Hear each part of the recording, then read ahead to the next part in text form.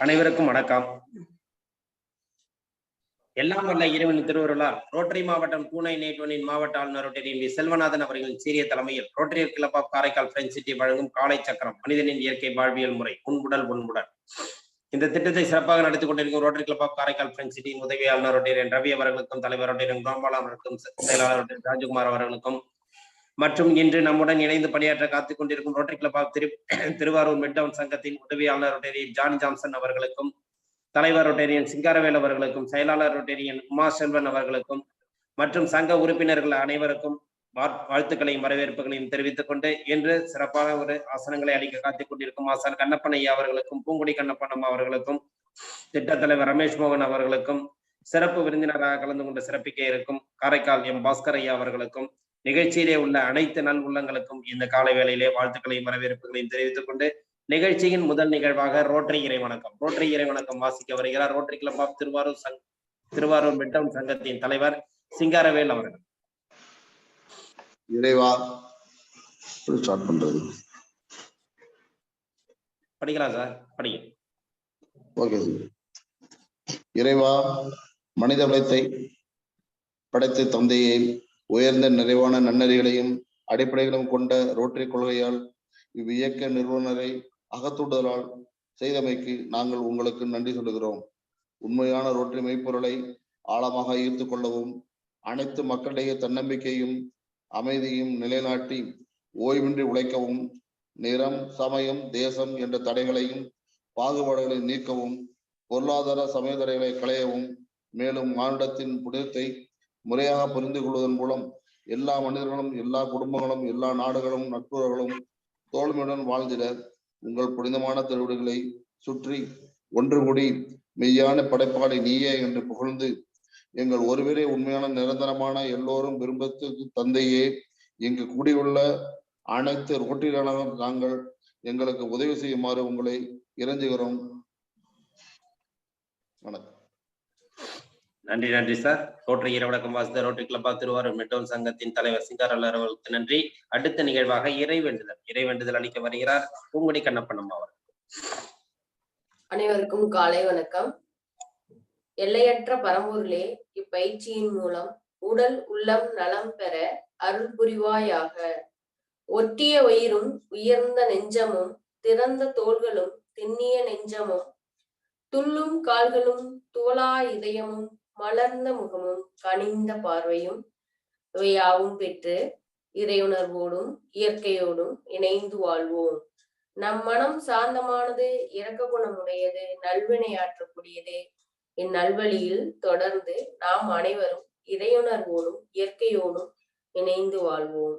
வாழ்க வளமுடன்.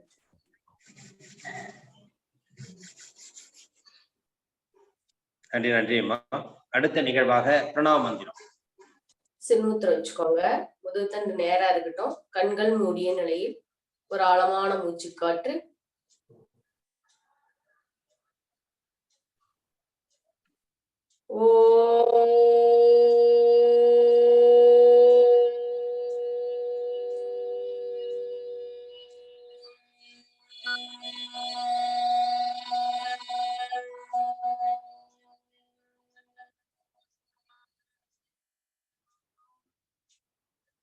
ஒரு ஆழமான மூச்சு.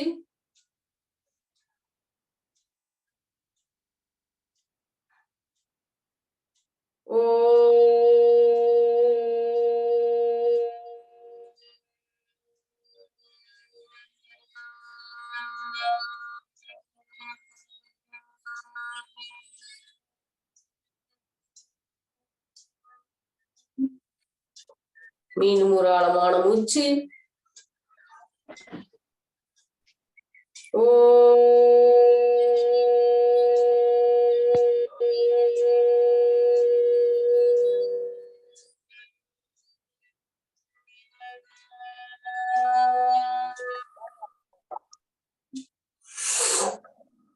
மீண்டும் ஒரு ஆழமான மூச்சு.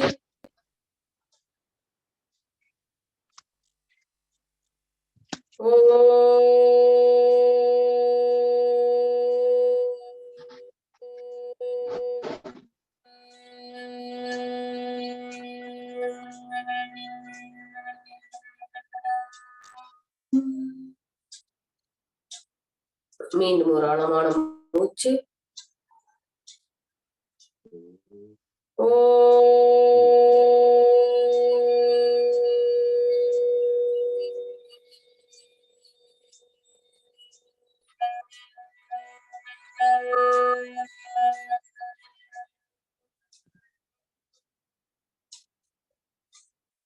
மீண்டும் ஒரு ஆழமான மூச்சு. மெதுவாக உள்ளிழுத்து மெதுவாக வெளியேற்றம் பண்ணுங்க. கைகளை நன்றாக உரசி கண்கள் மேல் வைத்து மெல்ல திறந்துக்கலாம்.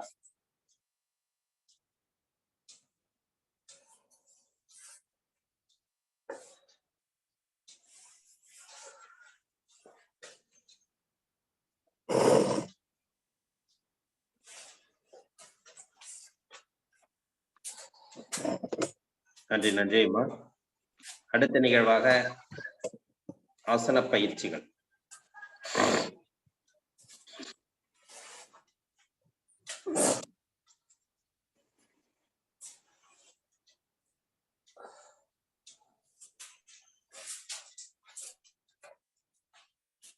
படுத்த நிலை ஆசனங்கள். முதலாவதாக உருளாசனம். கால்கள் நேர் நீட்டி இருக்கட்டும், கைகள் தலைக்கு மேல் நீட்டி இருக்கட்டும். வணக்க முத்திரையில் உருளாசனம். வலது இடதாக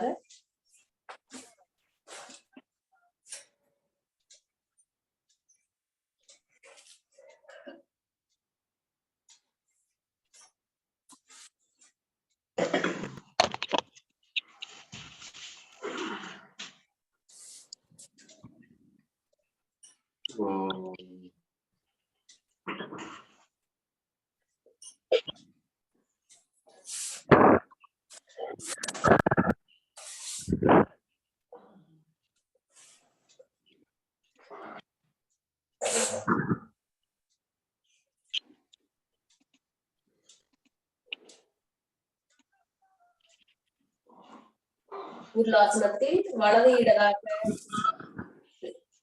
நிலையில் வருகிறோம். உடல் ஓய்வு நிலையில் உள்ளது. அடுத்ததாக ஊஞ்சலாசனம். ஒவ்வொரு காலாக மடித்து பிடித்து மூக்குண்டி கொண்டு வருகிறோம். வலதுகால்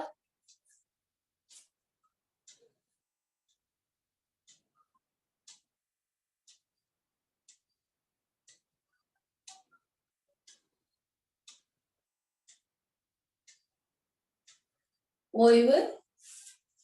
அடுத்த கால்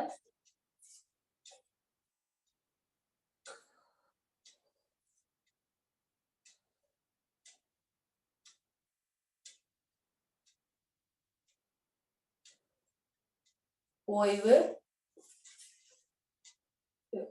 ஒரு ஆழமான மூச்சு காற்று. சேமாக ரெண்டு காலும் சேமா மடிச்சு பிடிச்சுக்கிறோம். மூக்கு மூடி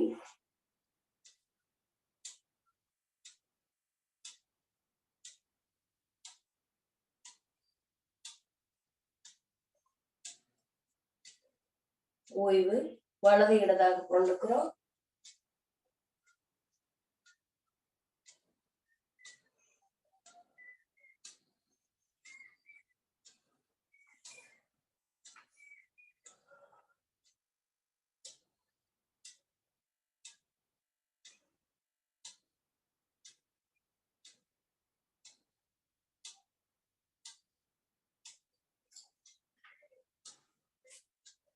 ஆசன நிலையில் இருந்து ஓய்வு நிலைக்கு வருகிறோம்.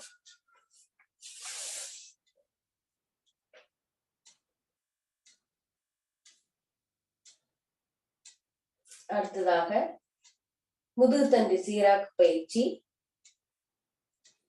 இடது காலின் மீது வலது கால் மேலே வைத்துக் கொள்கிறோம். இரு விரலுக்கு நடுவில் வைத்த நிலையில் கால்கள் இரண்டும் இடது பக்கமாக செல்கிறது.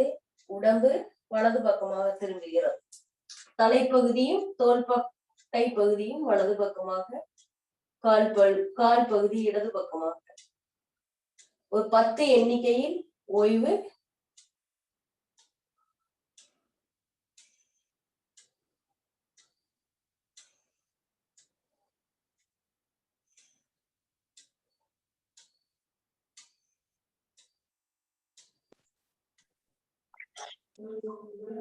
ஓய்வு. அடுத்ததாக ஆப்போசிட் நிலை. வலது காலின் மீது விரல்களின் நடுவே இடது கால், வலது பக்கம் கால்கள் சாய்ந்த நிலையில், இடது பக்கம் தலைப்பகுதியும் தோள்பட்டை பகுதி. ஒரு 10 எண்ணிக்கை.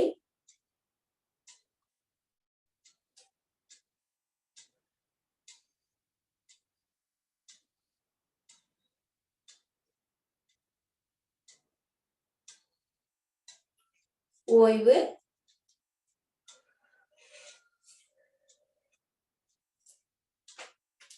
ஒரு ஆழமான மூச்சுக்காற்று.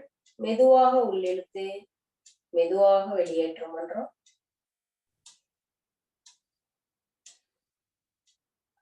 அடுத்ததாக கால்கள் மடித்து பிடித்த நிலையில், வலது கால் இடது கால் தொடைப்பகுதியின் மீது, இடது காலை மடித்து பிடிக்கிறோம். முடிந்த வரையில் மூக்கு நுனியை பக்கத்தில் கொண்டு செல்ல வேண்டும். ஒரு 10 எண்ணிக்கை.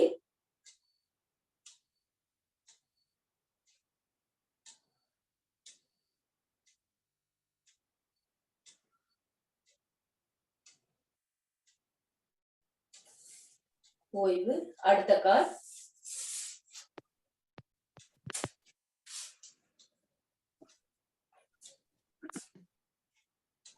வலது காலின் மீது இடது காலை எடுத்து வைத்துக் கொள்கிறோம்.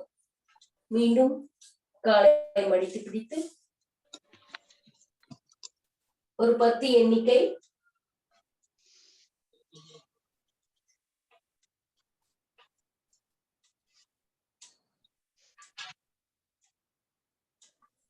ஓய்வு நிலையில் ஒரு ஆழமான மூச்சுக்காற்று.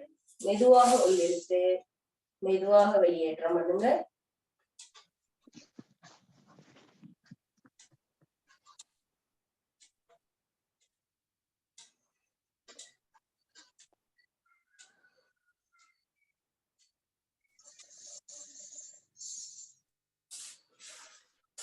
இடதுபுறமாக சரிந்து படித்து எழுந்த நிலையில் அமர்ந்த நிலை ஆசனம்.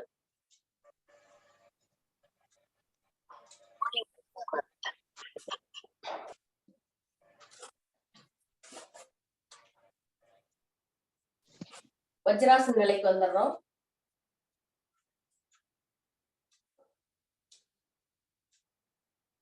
இரு கைகளையும் பின்னால புடிச்சுக்கிறோம். நீண்ட மூச்சு காற்று உள்ளே இழுக்கிறோம். மூச்சு காற்றை வெளியிட்டவாறு நம்மளுடைய தலைப்பகுதி மூக்கு நுனி தரைக்கு போகுது. இதே நிலையில் கைகளை போட்டவாறு நல்ல தோள்பட்டை லெவலுக்கு மேல கொண்டு வந்து இதே நிலையில் 10 எண்ணிக்கை.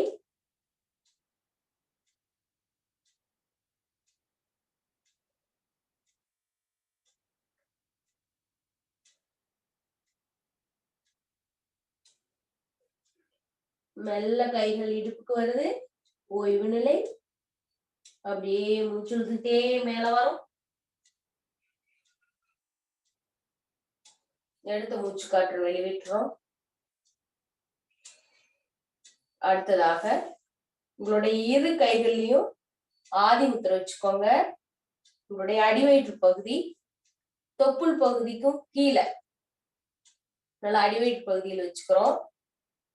நீண்ட மூச்சு காற்று உள்ள இழுக்கிறோம். அப்படியே மூச்சு காற்றை வெளிவிட்டவாறு நம்மளுடைய உடல் பகுதி கீழே போகுது. மூக்கு நுனி தரைக்கு போயிடணும். இதே நிலையில் உள்மூச்சு வெளிமூச்சை மட்டும் கவனிங்க. குனிந்த நிலையில் ஒரு 10 எண்ணிக்கை.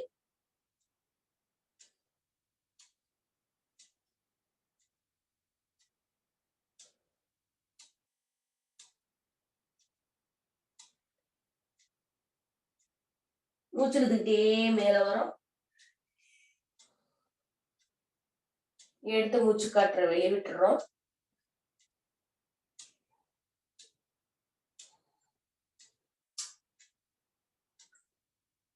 அடுத்ததாக பூனை ஆசனா. இரு கைகளையும் முன்னாடி வச்சுக்கோங்க. அப்படியே உடம்பு மேல வருது.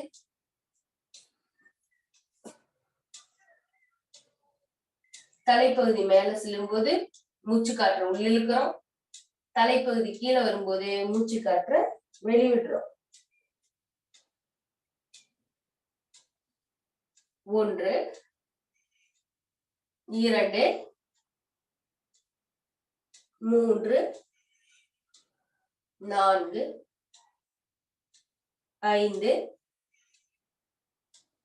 6 7 8 9 10 11 12 13 14 15 16 முயலாசனா.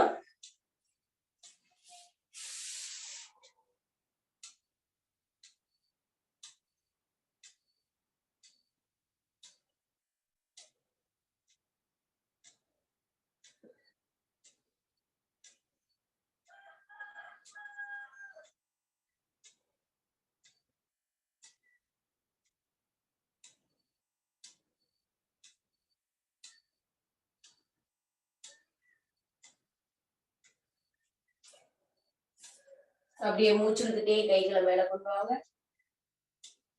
மூச்சு காற்றை வெளியிட்டவாறு கைகள் கீழே வரட்டும். அடுத்ததாக பட்டர்ஃப்ளை. கால்கள் நல்லா பக்கத்துல வச்சுக்கோங்க. இரு பாதங்களும் சேர்ந்து இருக்கட்டும். நல்லா இரு கைகள்ல கால் பாதத்தை போட்டு பிடிச்சுக்கிறோம். நல்லா அசைவு கொடுங்க.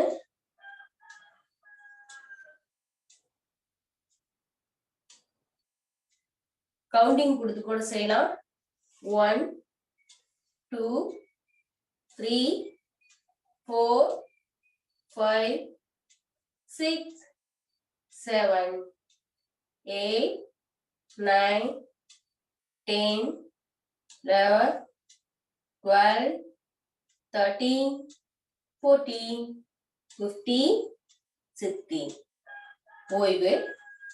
அப்படியே உங்களுடைய இரு கைகளால நல்லா முட்டி பகுதிய உங்களுடைய முடிந்த வரைக்கும் தரையில அழுத்தி பிடிங்க. ஒரு 10 எண்ணிக்கை முடிந்த வரைக்கும். 1 2 3 4 5 6 7 8 9 10. அப்படியே ரிலாக்ஸ் பண்ணிக்கோங்க. ஒரு ஆழமான மூச்சு. உங்களுடைய தொடைகள் பகுதியில் ஏற்பட்ட வலி ஏற்பட்டிருக்கும். அதை கவனிச்சு ஒரு ஆழமான மூச்சு மெதுவாக உள்ளிழுத்து மெதுவாக வெளியேற்றம் பண்ணுங்க.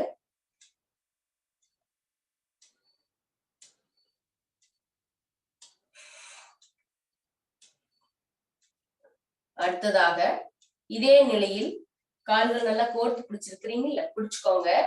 ஆமை ஆசனம். நீண்ட மூச்சு காற்று உள்ளிழுக்கிறோம். அப்படியே மூச்சு விட்டே நம்மளுடைய மூக்கு நுனி இங்க கால் கட்டை விரலுக்கு வந்துடும். இதே நிலையில் 10 எண்ணிக்கை. இயல்பான சுவாசம்.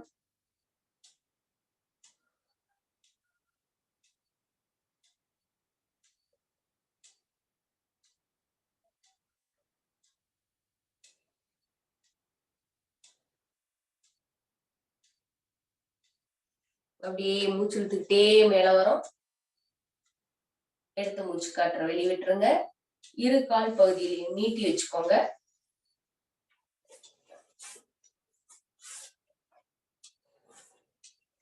அடுத்ததாக கோமுக ஆசனா.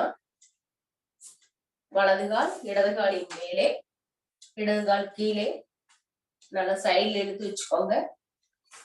இரு கால் முட்டியும் ஒரே சேஃபுக்கு வர மாதிரி இழுத்து வச்சுக்கோங்க. உங்களுடைய இரு கைகளும் இரு கால் பார்த்து பிடிக்கட்டும். கட்டை விரல் உள்ளங்கால பிடிச்சிருக்கட்டும். நீண்ட மூச்சு காற்று உள்ள இழுக்கிறோம். மூச்சு காற்று வெளியிட்டவாறு நம்மளுடைய மூக்கு நீர் வைப்பவர்கள் வைத்துக்கலாம். இல்ல அப்படின்னா மூக்கு முட்டியை தாண்டி தலை நல்லா முன்னாடி நீட்டி கொண்டு வந்து வச்சுக்கிறோம். இயல்பான சுவாசத்துல இருங்க. குனிந்த நிலையில், ஆசன நிலையில் இயல்பான சுவாசம். உள்மூச்சு வெளிமூச்சை கவனிச்சுக்கலாம் நீங்க.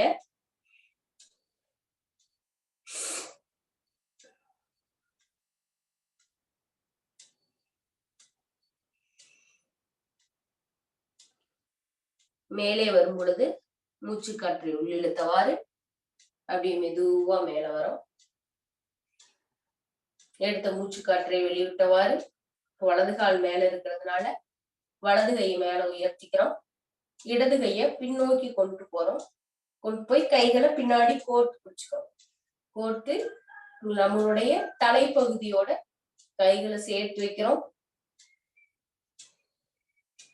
இயல்பான சுவாசத்துல இருங்க. உள்மூச்சு வெளிமூச்சை மட்டும் கவனிங்க.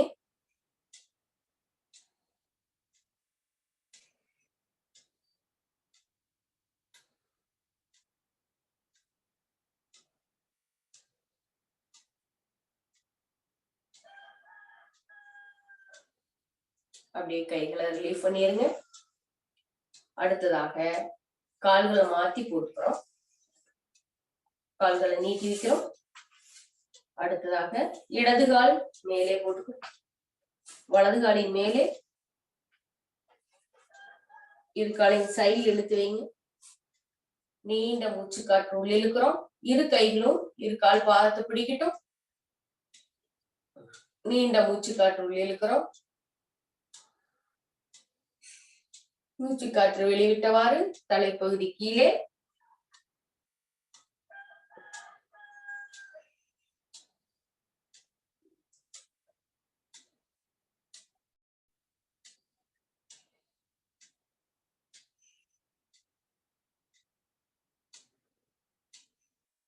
இயல்பான சுவாசத்துல இருங்க.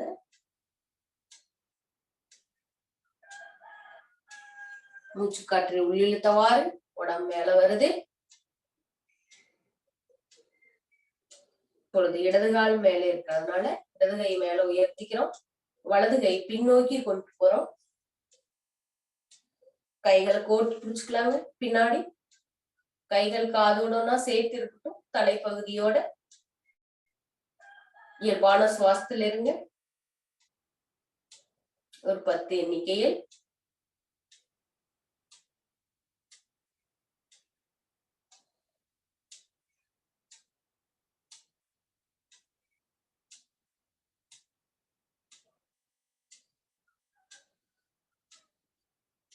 ஓய்வு.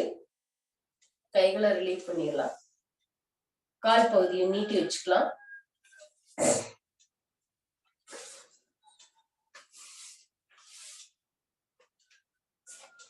அடுத்ததாக இது ஏற்கனவே கொடுத்த ஆசனம் தான். கால்கள் நீட்டி வச்சிருக்கிறோம்.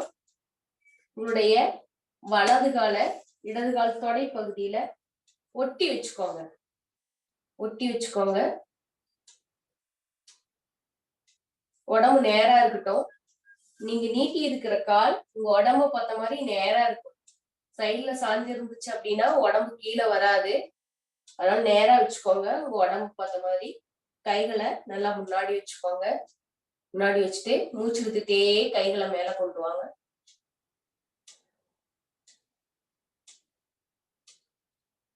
மூச்சு காற்று வெளிவிட்டு கீழே போகும்போது தலைப்பகுதி மட்டும் கீழே போக கூடாது. உடம்பு சேர்த்து கீழே போகணும். போனோடனே அப்படியே மூச்சு விட்டுட்டே கீழே போய் இந்த இரு கைகளால கால் கட்டை விரல பிடிச்சுக்கோங்க. உங்களுடைய மூக்குனி கால் முட்டிக்கு வந்துடணும். இயல்பான சுவாசத்துல இருங்க. 10 எண்ணிக்கை.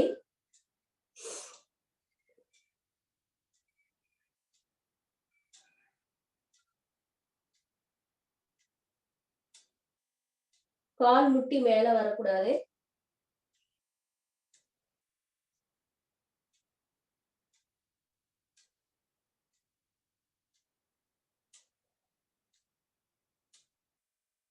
அப்படியே மூச்சு இழுத்துட்டே கைகளை மேல கொண்டு வரோம்.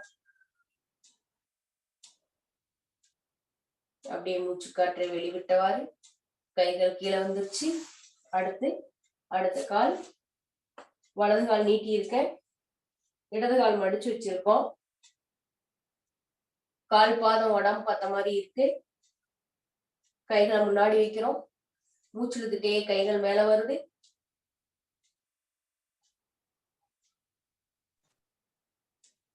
மூச்சு விட்டுட்டே முன்னாடி சொன்னது போல் உடம்பு கீழே வருது. கால் கட்டைகள்ல பிடிக்குது. மூக்கு நுனி கால் முட்டி போகுது.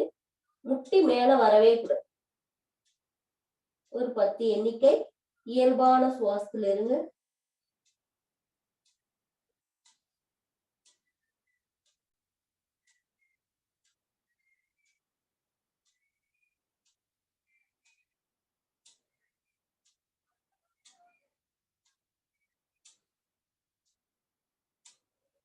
மூச்சு இழுத்துட்டே கைகளை மேல கொண்டு வரோம். அப்படியே எடுத்து மூச்சு காற்ற வெளிவிட்டு கைகள் கீழே வந்துடுது. அடுத்ததாக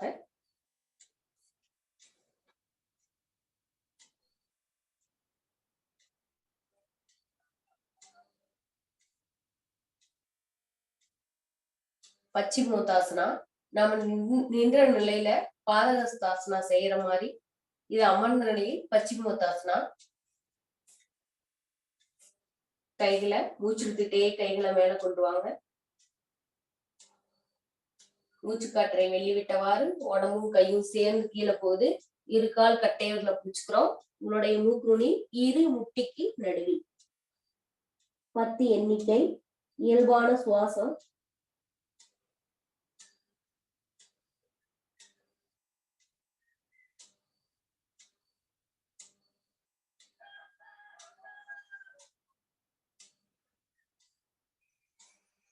ஓய்வு.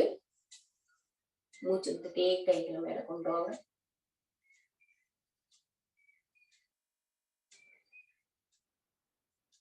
அப்படி மெதுவா கைகள் கீழே வருது.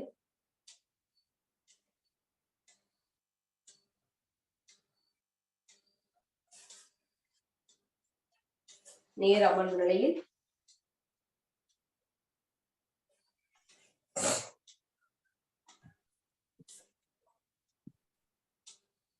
சுழல் மூச்சு பயிற்சி. முதுகு தண்டு நேரா இருக்கட்டும். இடது கையில் சின்முத்திரை, வலது கையில் பிரணவ முத்திரை. வலது நாசியை அடைத்துக் கொண்டு இடது நாசியில் உள்ளிழுத்து வலது நாசியின் வழியாக வெளிவிடுகிறோம். வலது நாசியில் உள்ளிழுத்து இடது நாசியில் வெளிவிடுகிறோம். இது ஒரு சுற்று. 7 சுற்று செய்ய போறோம்.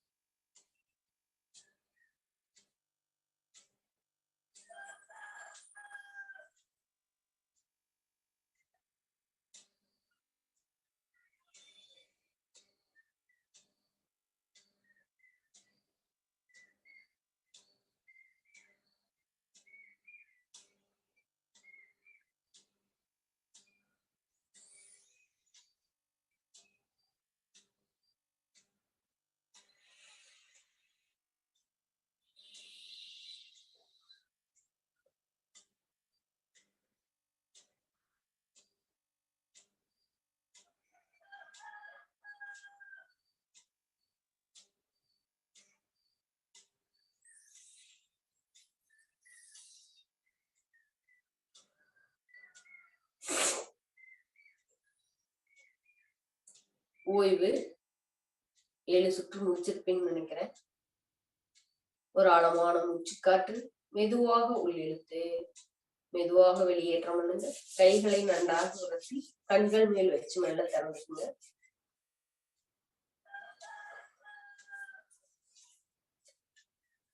நன்றி. வாழ்க வளமுடன்.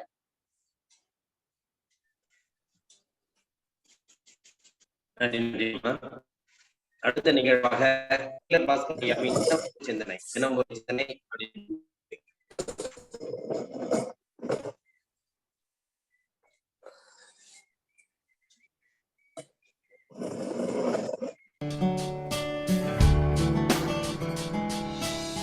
செழிக்கட்டும் விவசாயம், சீர்படட்டும் நிர்வாகம். வேந்தர் டிவி நேயர்களுக்கு காலை வணக்கம். இன்று நாம் பார்க்க இருப்பது ஜோதி திராட்டகம். ஜோதியை வச்சு தியானம் செய்கிறது எப்படிங்கிறத நம்ம பார்க்க போகிறோம். இதனால் என்னென்னமெல்லாம் நமக்கு நன்மைகள், இதை எப்படி பண்ணணும், ரூல்ஸ் அப்படிங்கிறதெல்லாம் பார்க்கலாம். இந்த ஜோதி திராட்டகம் பண்ணுறதுக்கு முதல்ல இருட்டான ஒரு அறை வேணும். காலையில் இருட்டாக இருக்கும் பொழுது அல்லது பகலில் இருட்டான ஒரு அறையில் ஒரே ஒரு தீபம் ஏற்றி வைக்கணும். இந்த காமாட்சி விளக்கு ஏற்றி வைக்காதீங்க, ஏன்னா பின்னால் அந்த படம் இருக்கும். படமெல்லாம் இருக்கக்கூடாது, ஜோதி மட்டும்தான் இருக்கணும். ஒரே ஒரு தீபம் இருக்கிற மாதிரி ஒரு விளக்கு ஒன்று ரெடி பண்ணிக்கோங்க. அந்த விளக்கு காற்றுக்கு ரொம்ப ஆடாமல் இருக்கிறதுக்காக அந்த வீட்டில் இருக்கிற ஜன்னல் எல்லாம் அடைச்சிருங்க, ஃபேன் இருந்தால் ஆஃப் பண்ணிடுங்க. ஆக மொத்தம் ஜோதி ஒரே மாதிரி எரியணும், அதிகமாக ஆடக்கூடாது. ஒரு அறையில் முடிஞ்சால் தனியாக, யார் இல்லாமல்லாம் பண்ணால் ரொம்ப நல்லது. தனியாக உட்காந்துக்கிட்டு எப்படி உட்காரலாம், சமணங்கால் போட்டு உட்காந்துக்கலாம். முதுகு நேராக இருக்கணும், சமணங்கால் போட்டு உட்காந்துக்கலாம். இல்லைன்னா அர்த்த பத்மாசனம், ஒரு காலை மட்டும் மேலே தூக்கி உட்காரலாம். இல்லை பத்மாசனம் 2 காலையும் தூக்கி மேலே போட்டு உட்காரலாம். இல்லைன்னா வஜ்ராசனம், காலை மடக்கி உட்கார்றது. ஏதோ ஒரு பொசிஷனில் உட்காந்துக்கணும். உட்காந்துட்டு உங்கள் உடம்புக்கு முன்னால் ஒரு உடம்புலேருந்து ஒரு அடி, ஒரு 2 அடிக்குள்ளே ஒரு டப்பா, ஒரு சேரு, ஒரு ஸ்டூல் ஏதாவது வச்சுக்கிட்டு அதுக்கு மேலே இந்த விளக்கை வைக்கணும். விளக்குடைய ஹைட் எவ்வளோ இருக்கணும்னா, உங்கள் கண் இருக்கு இல்லைங்களா, கண்ணுக்கு நேராக இருந்தால் ரொம்ப ரொம்ப ரொம்ப நல்லது. கொஞ்சம் வேணால் கொஞ்சம் கீழே இருக்கலாம், கொஞ்சம் மேலே இருக்கலாம். ரொம்ப கீழே வரக்கூடாது, ரொம்ப மேலே போகக்கூடாது.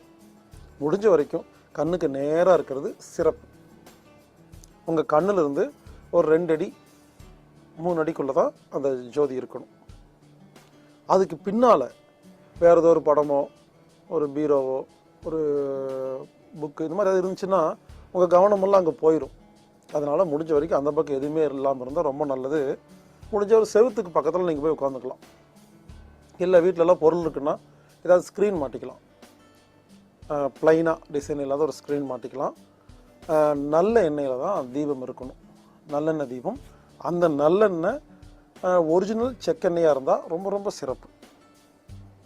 அதை ஜோதியில் கருப்பாக இல்லாமல் அந்த திரியெல்லாம் எடுத்துக்கிட்டு ஒரு அமைதியாக, முடிஞ்சால் காலையில் பிரம்ம முகூர்த்தத்தில் காலையில் எழுந்திரிச்சு உட்காந்து அமைதியாக உட்காந்து இருட்டான ஒரு ரூமில் ஜோதியை பற்ற வச்சுட்டு, எந்த ஒரு வேறு ஏதோ பெருசாக உங்கள் கண்ணுக்கு இந்த ஜோதி மட்டும்தான் தெரியணும். அதுக்காக தான் இவ்வளோ ஏற்பாடு வச்சுட்டு என்ன பண்ணணும், இது பாருங்க, கை 2ம் சின்முத்ரா தொடைக்கு மேலே வச்சுட்டு அந்த ஜோதியை கண்ணை திறந்து பார்க்கணும்.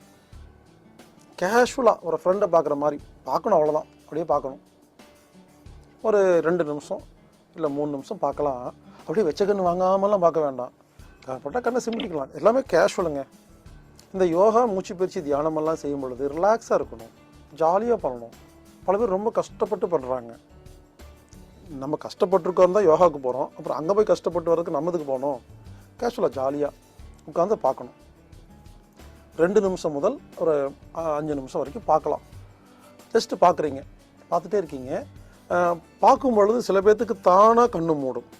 அப்படி மூடலைன்னா 2லேருந்து 3 நிமிஷம் தான் பார்க்கணும், அதுக்கு மேலே பார்க்கக்கூடாது. நீங்கள் என்ன பண்ணணும், மெதுவாக கண்ணை மூடணும், பார்த்துக்கிட்டே மூடிடணும். கண்ணை மூடியாச்சா, கண்ணை மூடன உடனே மூடிய கண்ணில் அந்த தீபத்தை நீங்கள் யோசிக்கணும். இவ்வளோ நேரம் தீபத்தை பார்த்துட்டு இருந்தீங்கல்ல, இப்போ கண்ணை மூடியாச்சு. மூடிட்டு அந்த கண்ணு மூடி இருக்கும் பொழுது தீபத்தை நினச்சி பார்த்தீங்கன்னா உங்களுக்கு ஒரு காட்சி தெரியும். இங்கே பாருங்க, அது அந்த தீபம் அதே மாதிரி தெரியாது, வேற ஒன்று தெரியும். அதை நான் சொல்ல மாட்டேன், சொன்னால் நீங்கள் அதவே நினச்சிட்டு இருப்பீங்க. கண்ணை மூடுங்க, உள்ள ஒரு ஜோதி தெரியும். அந்த ஜோதி வித்தியாசமாக இருக்கும். ஒரு சில பேர்த்துக்கு சிவப்பாக இருக்கலாம், மஞ்சளாக இருக்கலாம், ஆரஞ்சாக இருக்கலாம், ரோஸாக இருக்கலாம், கலர் மாறி மாறி கூட வரலாம். ஒருத்தர் கோலமாக இருக்கலாம், வட்டமாக இருக்கலாம், நீளமாக இருக்கலாம். ஆக மொத்தம் கண்ணை மூடி உட்கார்ந்திங்கன்னா, கண்ணை மூடி அந்த மூடிய கண்களில் ஒரு காட்சி நினச்சிங்கன்னா அந்த ஜோதி தெரியும். இதுதான் ஜோதி திராட்டகம். உடனே கண்ணை திறந்து பார்க்கக்கூடாது, காணாமல் போயிடும். கண்ணை மூடி அந்த தெரியுது இல்லையா ஒரு ஜோதி, அதை கவனிச்சுக்கிட்டே இருக்கணும், அதை வேடிக்கை பார்த்துட்டே இருக்கணும். சில பேர்த்துக்கு ஒரே இடத்துல நிற்கும், சில பேர்த்துக்கு அங்கே போகும், இங்கே நீங்கள் பார்க்க பார்க்க போய் மறைஞ்சிரும். சும்மா இருந்தால் வரும், மறுபடியும் பார்க்க பார்க்க மறைஞ்சிரும். சில பேர்த்துக்கு ஒவ்வொருத்தருக்கும் ஒவ்வொரு மாதிரி வருங்க, எல்லாத்துக்கும் ஒரே மாதிரி இருக்காது. நான் சொல்கிற மாதிரி அப்படின்னு நினச்சிக்காதீங்க, அப்படியே ஓடுன்னு. ஒவ்வொருத்தருக்கும் ஒவ்வொரு மாதிரி இருக்கும். நான் சும்மா ஒரு எக்ஸாம்பிளுக்கு சொல்கிறேன். அதை பார்த்துக்கிட்டே இருக்கணும். அது காணாமல் போய் வரலைன்னா அவ்வளோதான், அன்றைக்கி பயிற்சி முடிஞ்சிருச்சு. பாருங்கள், இந்த பயிற்சியை ஒரு நாளைக்கு ஒரு முறை பண்ணால் போதும். சில பேர் 1 மணி நேரம் உட்காந்துட்டு மறுபடியும் ஜோதி பார்க்குறது, மறுபடியும் கண்ணை மூடுறது, ரொம்பலாம் பண்ணாதீங்க, பாடி ஓவர் ஹீட் ஆகிரும். சில பேர் அந்த ஜோதி பார்த்தோன்னா பின்னால் கூட விழுந்துருக்குறாங்க. அதுக்கு பின்னால் 2 தலங்காணியெல்லாம் போட்டு வச்சுக்கோங்க, மண்டடிப்படாமல் இருக்கிறதுக்கு. இப்படி உட்காந்துட்டு அது எதுன்னா, நம்ம மனம் ஒழுங்காக இல்லைன்னா அது ஓடிக்கிட்டே இருக்கும். யாருக்கு பார்த்தோன்னா அந்த ஜோதி அப்படியே நிற்குது, பார்த்தா அப்படியே நிற்குது, எங்கேயும் நகரலைன்னா மனம் அவ்வளோ திடமாக இருக்குன்னு அர்த்தம், தெளிவாக இருக்கீங்கன்னு அர்த்தம். அதை பார்க்க பார்க்க பார்க்க அது ஓடி ஓடி ஓடி ஓடி அங்கே போக இங்கே போக அங்கே போக ஓடி ஓடி ஓடி ஓடி டெய்லி பார்த்து பார்த்து பார்த்து பார்த்து ஒரு நாள் அப்படியே நிற்கும். சில பேருக்கு அது நின்ன உடனே ஆக்ஞா வேலை செய்யும், துரியம் வேலை செய்யும், உடம்புல இருக்கிற சக்கரங்கள்லாம் வேலை செய்யும். எனவே ஜோதி திராட்டகம் ஒரு அருமையான பயிற்சி. ஒரு நாளைக்கு ஒரு முறை பண்ணுங்க, ரொம்ப நேரம் பண்ணாதீங்க, அது சிறப்பாக இல்லை. இப்படி டெய்லி ஒரு முறை காலையில் பிரம்ம முகூர்த்தத்தில் சூரிய உதயத்துக்கு முன்னால் பண்ணுறது ரொம்ப ரொம்ப சிறப்பு. இல்லைங்க அந்த டைமில் பண்ண முடியாதுன்னா நீங்கள் மதியம் அந்த மாதிரிலாம் பண்ணிக்கலாம். நைட்டு பண்ணாதீங்க. சில பேர் நைட்டு செஞ்சதுக்கப்புறமா நைட்டு ஃபுல்லாக தூக்கம் இல்லாமல் உட்காந்துருக்காங்க. அப்போ என்ன ஆகும், தூக்கமே இல்லைன்னா உடம்புக்கு ஆபத்து, சரியில்லை. அதனால் இரவு பண்ணுறத அவாய்ட் பண்ணலாம். காலையில் பண்ணுறது ரொம்ப சிறப்பு. அமைதியாக உட்காந்து அந்த ஜோதியை பார்த்துட்டு, ஒரு சில நேரத்தில் ஒரு முறை பார்க்குறீங்க, ஒரு 5 செகண்டில் மறைஞ்சிச்சுன்னா நீங்கள் மறுபடியும் பார்க்கலாம். குறைஞ்சது 1 நிமிஷமாவது அந்த ஜோதி கண்ணை மூடிய நிலையில் அந்த ஜோதியை நீங்கள் பார்த்துட்டிங்கன்னா அன்றைக்கி போதும், பயிற்சி போதும். அன்றைக்கி பார்த்தீங்கன்னா ஒரு அருமையாக இருக்கும், ஏகாந்தமாக இருக்கும். இதை தொடர்ந்து செய்ய செய்ய செய்ய உங்களுக்கு சக்தி அதிகமாகும். ஒருவேளை இந்த பயிற்சியை ரொம்ப அதிகமாக செஞ்சு யாருக்காவது தூக்கமே வரல, எனக்கு உடம்பு சூடாயிருச்சு அப்படின்னா சாந்தி தவம்னு ஒன்று இருக்குது.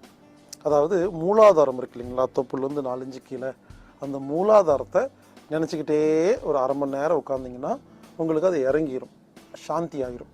இது அதுக்கான ஒரு வேளை உங்களுக்கு அதிக ஹீட் ஆகி தூக்கம் வராமல் இருக்கிறவங்க சாந்தி தவம் பண்ணுங்கள். ஜோதி திராட்டகம் ஒரு அருமையான பயிற்சி. இதை நாம் அனைவரும் செய்வோம். நம் உடலை ஆரோக்கியமாக வைத்துக்கொண்டு இந்த மருந்தில்லா உலகத்துக்கு நாம் தயாராகுவோம். மீண்டும் நாளை சந்திப்போம்.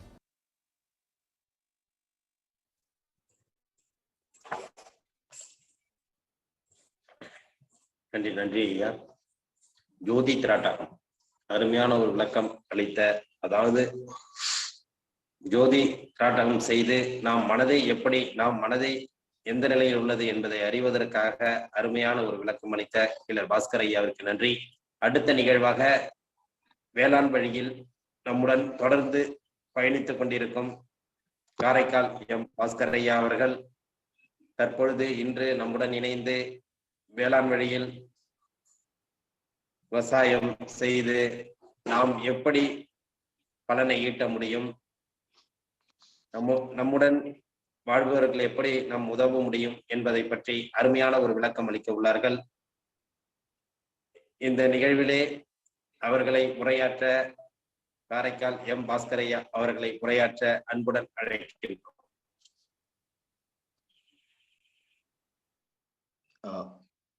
வணக்கம் காரைக்கால். வணக்கம், good morning. Rotary club of Karaikal French city அதனுடைய பிரசிடண்டாக இருக்கக்கூடிய குணபொல்லன் ஐயா அவர்கள் இந்த நிகழ்வை ஒருங்கிணைத்து சிறப்பாக நடத்தி கொண்டிருக்கிறார்கள். அதே போன்று யோகா ஆசான் கண்ணப்பன் ஐயா அவர்களுக்கு என்னுடைய காலை வணக்கத்தை தெரிவித்துக் கொள்கிறேன். மேலும் இந்த நிகழ்ச்சியில் தொடர்ந்து பங்கு கொண்டு சிறப்பாக இதை வெற்றி பெற செய்யக்கூடிய அனைத்து நண்பர்களுக்கும் என்னுடைய காலை வணக்கத்தை தெரிவித்துக் கொள்கிறேன். இன்று நம்ம தொடர்ந்து பாரம்பரிய அரிசிகளை பற்றி நம்ம தொடர்ந்து பேசிட்டு இருக்கிறோம். ஆனா அதுல மிகப்பெரிய சவால்கள்லாம் இருக்கு. ஏன்னா எந்த ஒரு நல்ல விஷயம் வந்தாலும் உடனே அதுக்கு எதிரான ஒரு போலி விஷயமும் வந்துடும். அதே போலதான் இந்த இயற்கை வழி வேளாண்மையில அரும்பாடுபட்டு பல உழவர்கள் இந்த மரபு நெல் ரகங்களை உருவாக்கி அதுக்கப்புறம் அந்த அரிசியை தயார் பண்ணி சந்தைப்படுத்துறாங்க. அதே போன்று எந்த அளவுக்கு அதை விட வேகமா, ஏன்னா உண்மையை உருவாக்குவதற்கு நிறைய காலம் எடுக்கும். ஆனா அதுல போலிகளை கொண்டு வர்றதுக்கு ரொம்ப எளிய ஒரு நேரத்திலேயே அதை செஞ்சிட முடியும். அதையும் செய்யறாங்க. அதனால நம்ம இன்னைக்கு இயற்கை வழி வேளாண்மைனா என்ன,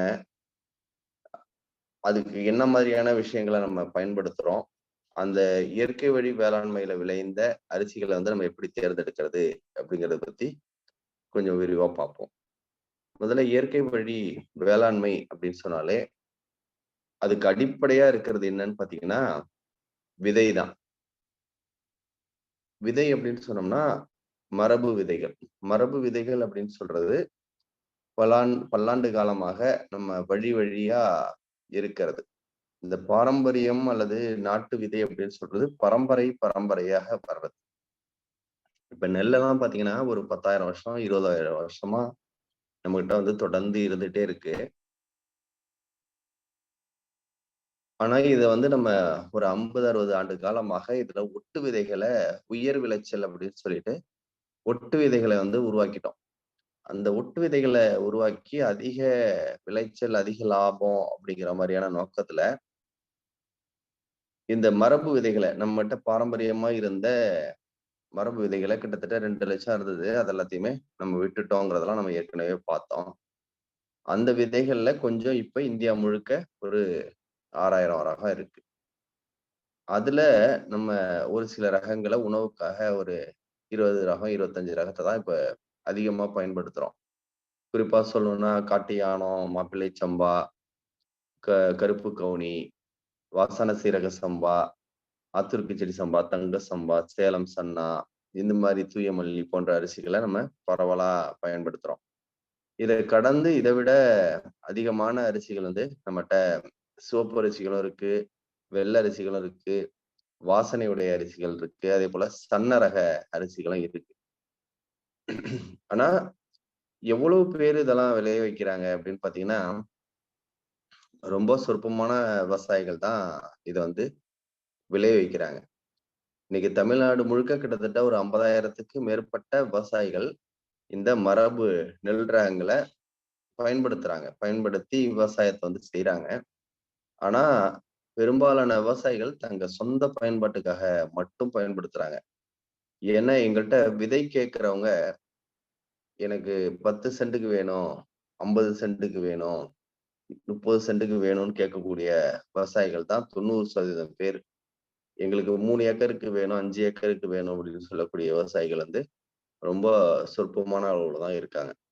அதன் மூலமா நம்ம என்ன தெரிஞ்சுக்கணும் அப்படின்னா, முதல்ல விவசாயிகள் அதிக பேர் ஒரு 50,000 பேர் செய்ய முன் வந்திருந்தாலும் ஒரு பரிச்சயார்த்த முறையில தான் இதை செய்ய முன் வராங்க. 10 ஏக்கரு ஒருத்தருக்கு சொந்த நிலம் இருந்தா கூட அவர் 50 சென்ட்ல தான் இதை செய்ய உடன்படுறாரு. ஏன்னா இந்த இயற்கை விவசாயம் செஞ்சா அதுல அவங்களுக்கு ஒரு மைண்ட் செட் என்னன்னா இதை அதிகமா விளைவிக்க முடியாது, அதே போன்ற விளைந்தாலும் இதை நம்ம சந்தைப்படுத்த முடியாது, விற்க முடியாது அப்படின்னு சொல்லிட்டு கொஞ்சமா அவங்க சொந்த பயன்பாட்டுக்கு மட்டும் செய்யறதுக்கு முன் வராங்க. அப்படியே அதிக அளவுல செஞ்சாலும் அவங்களுக்கு நல்ல விலை கிடைக்க மாட்டுது அப்படிங்கிறதுனாலையும் செய்ய மாட்டாங்க. அது நியாயமான ஒரு விஷயம் தான், அதுல எந்த தவறும் கிடையாது. இதை எதுக்காக சொல்ல வரேன் அப்படின்னா, இந்த அளவுல தான் நம்மகிட்ட இன்னைக்கு இயற்கை விவசாயம்ன்றது இருக்கு. சார் நான் பேசுறது முழுமையா கேக்குதுங்களா? சரி. அதே போன்று சரிங்க சார். நம்ம வந்து இப்போ முதல்ல வந்து இயற்கை வழி வேளாண்மை அப்படின்னா மரபு விதைகளை தான் நம்ம பயன்படுத்தணும். மரபு விதைகள்ன்றது நெல்லுல எடுத்துக்கிட்டோம்னாக்கா நம்ம ஏற்கனவே சொன்ன மாதிரியான ரகங்களை அவங்க பயன்படுத்துறாங்களா அப்படிங்கிறத வந்து பார்க்கணும்.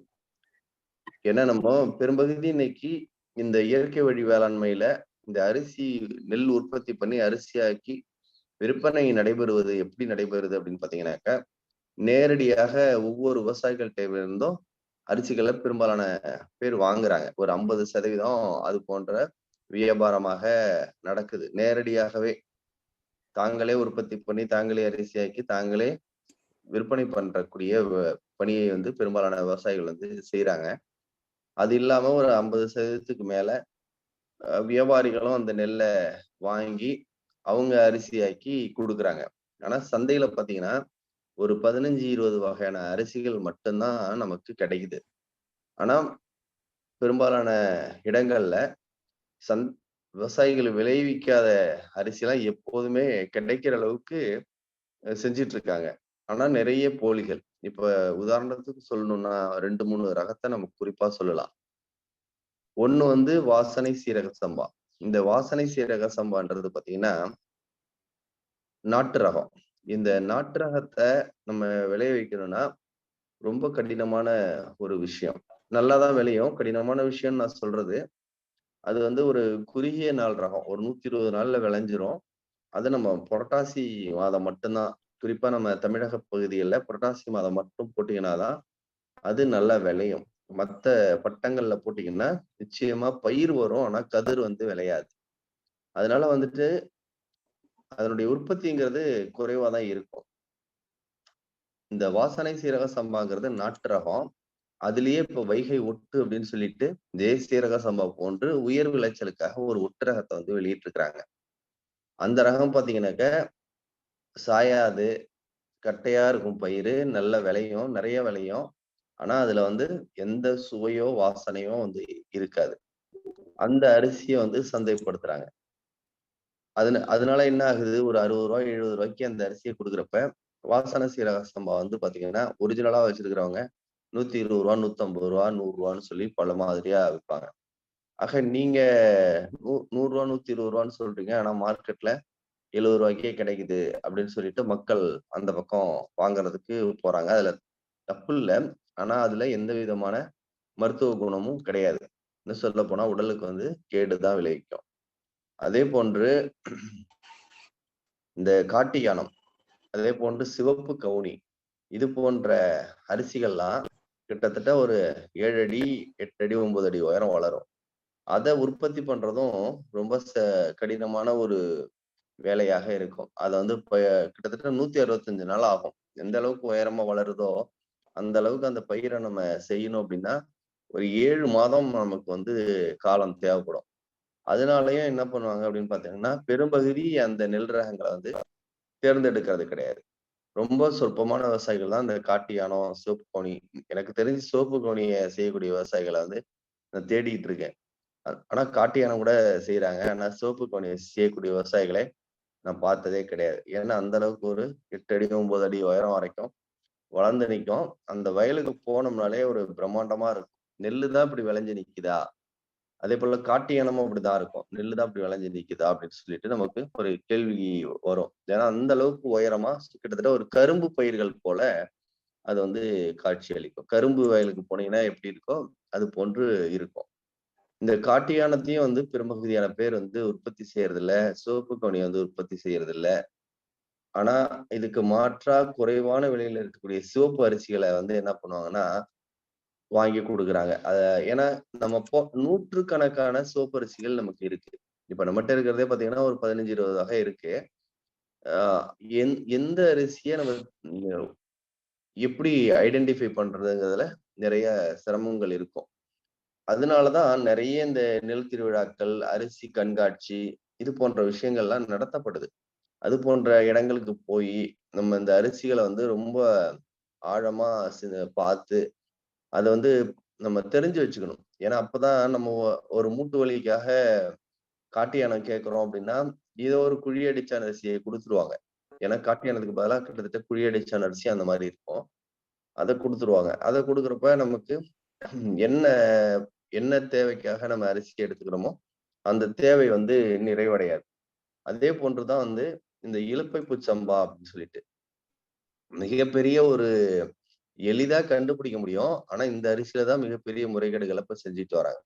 என்ன அப்படின்னு பாத்தீங்கன்னா, இந்த இலுப்பைப்பூ சம்பா அரிசி நெல்லு வந்து பாத்தீங்கன்னா கருப்பா இருக்கும். அரிசியை உரிச்சோம்னா ஒரு இளம் பச்சையாக இருக்கும். பச்சை கலரான ஒரு அரிசி. அது பச்சை அரிசியாவே நம்ம அரைக்கிறதுனால அந்த பச்சை நிறம் நீங்காது. அந்த அரிசி வந்து பச்சை நிறமாகவும் வெள்ளை நிறமாகவும் பார்க்கறதுக்கு ரொம்ப அழகா இருக்கும். அரிசியை வாயில அள்ளி போட்டோம்னாக்கா இலுப்பைப்பூ சம்பா வாசனை வரும். அதுக்கு பேர் தான் இலுப்பைப்பூ சம்பா. மிக எளிதாக கண்டுபிடிக்கலாம். ஆனா அந்த அரிசியில தான் இன்னைக்கு மிகப்பெரிய எளிதா ஏமாத்துறாங்க. சாதாரணமா மார்க்கெட்ல கிடைக்கக்கூடிய வேறு சில அரிசிகளை வாங்கி நல்லா தீட்டிட்டு சன்ன ரகமான ஒரு அரிசியை கொடுத்து இலுப்பைப்பூ சம்பா அப்படின்னு கொடுத்துக்கிட்டு வராங்க. ஆக அந்த அரிசிக்கு மிகப்பெரிய ஒரு மோகம். ஏன்னா அது வாசனையா இருக்கு, நல்ல சுவையா இருக்கு, நோய்களை போக்கும், வாத நோய் போன்ற விஷயங்களை போக்கும் அப்படிங்கிறதுக்காக இந்த அரிசியை வந்து மக்கள் வந்து எடுத்துக்க முன் வராங்க.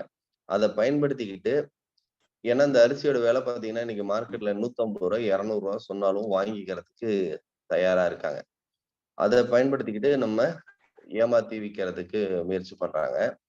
இதே போன்றுதான் பல அரிசிகள். ஏன்னா நான் பல நெல் திருவிழாக்கள்ல இந்த மாதிரி அரிசி கண்காட்சிகள்ல போய் கலந்துக்கிறப்ப அங்க நிறைய வியாபார ரீதியா உள்ளவங்க நேரடியா வந்து சந்தைப்படுத்த வருவாங்க.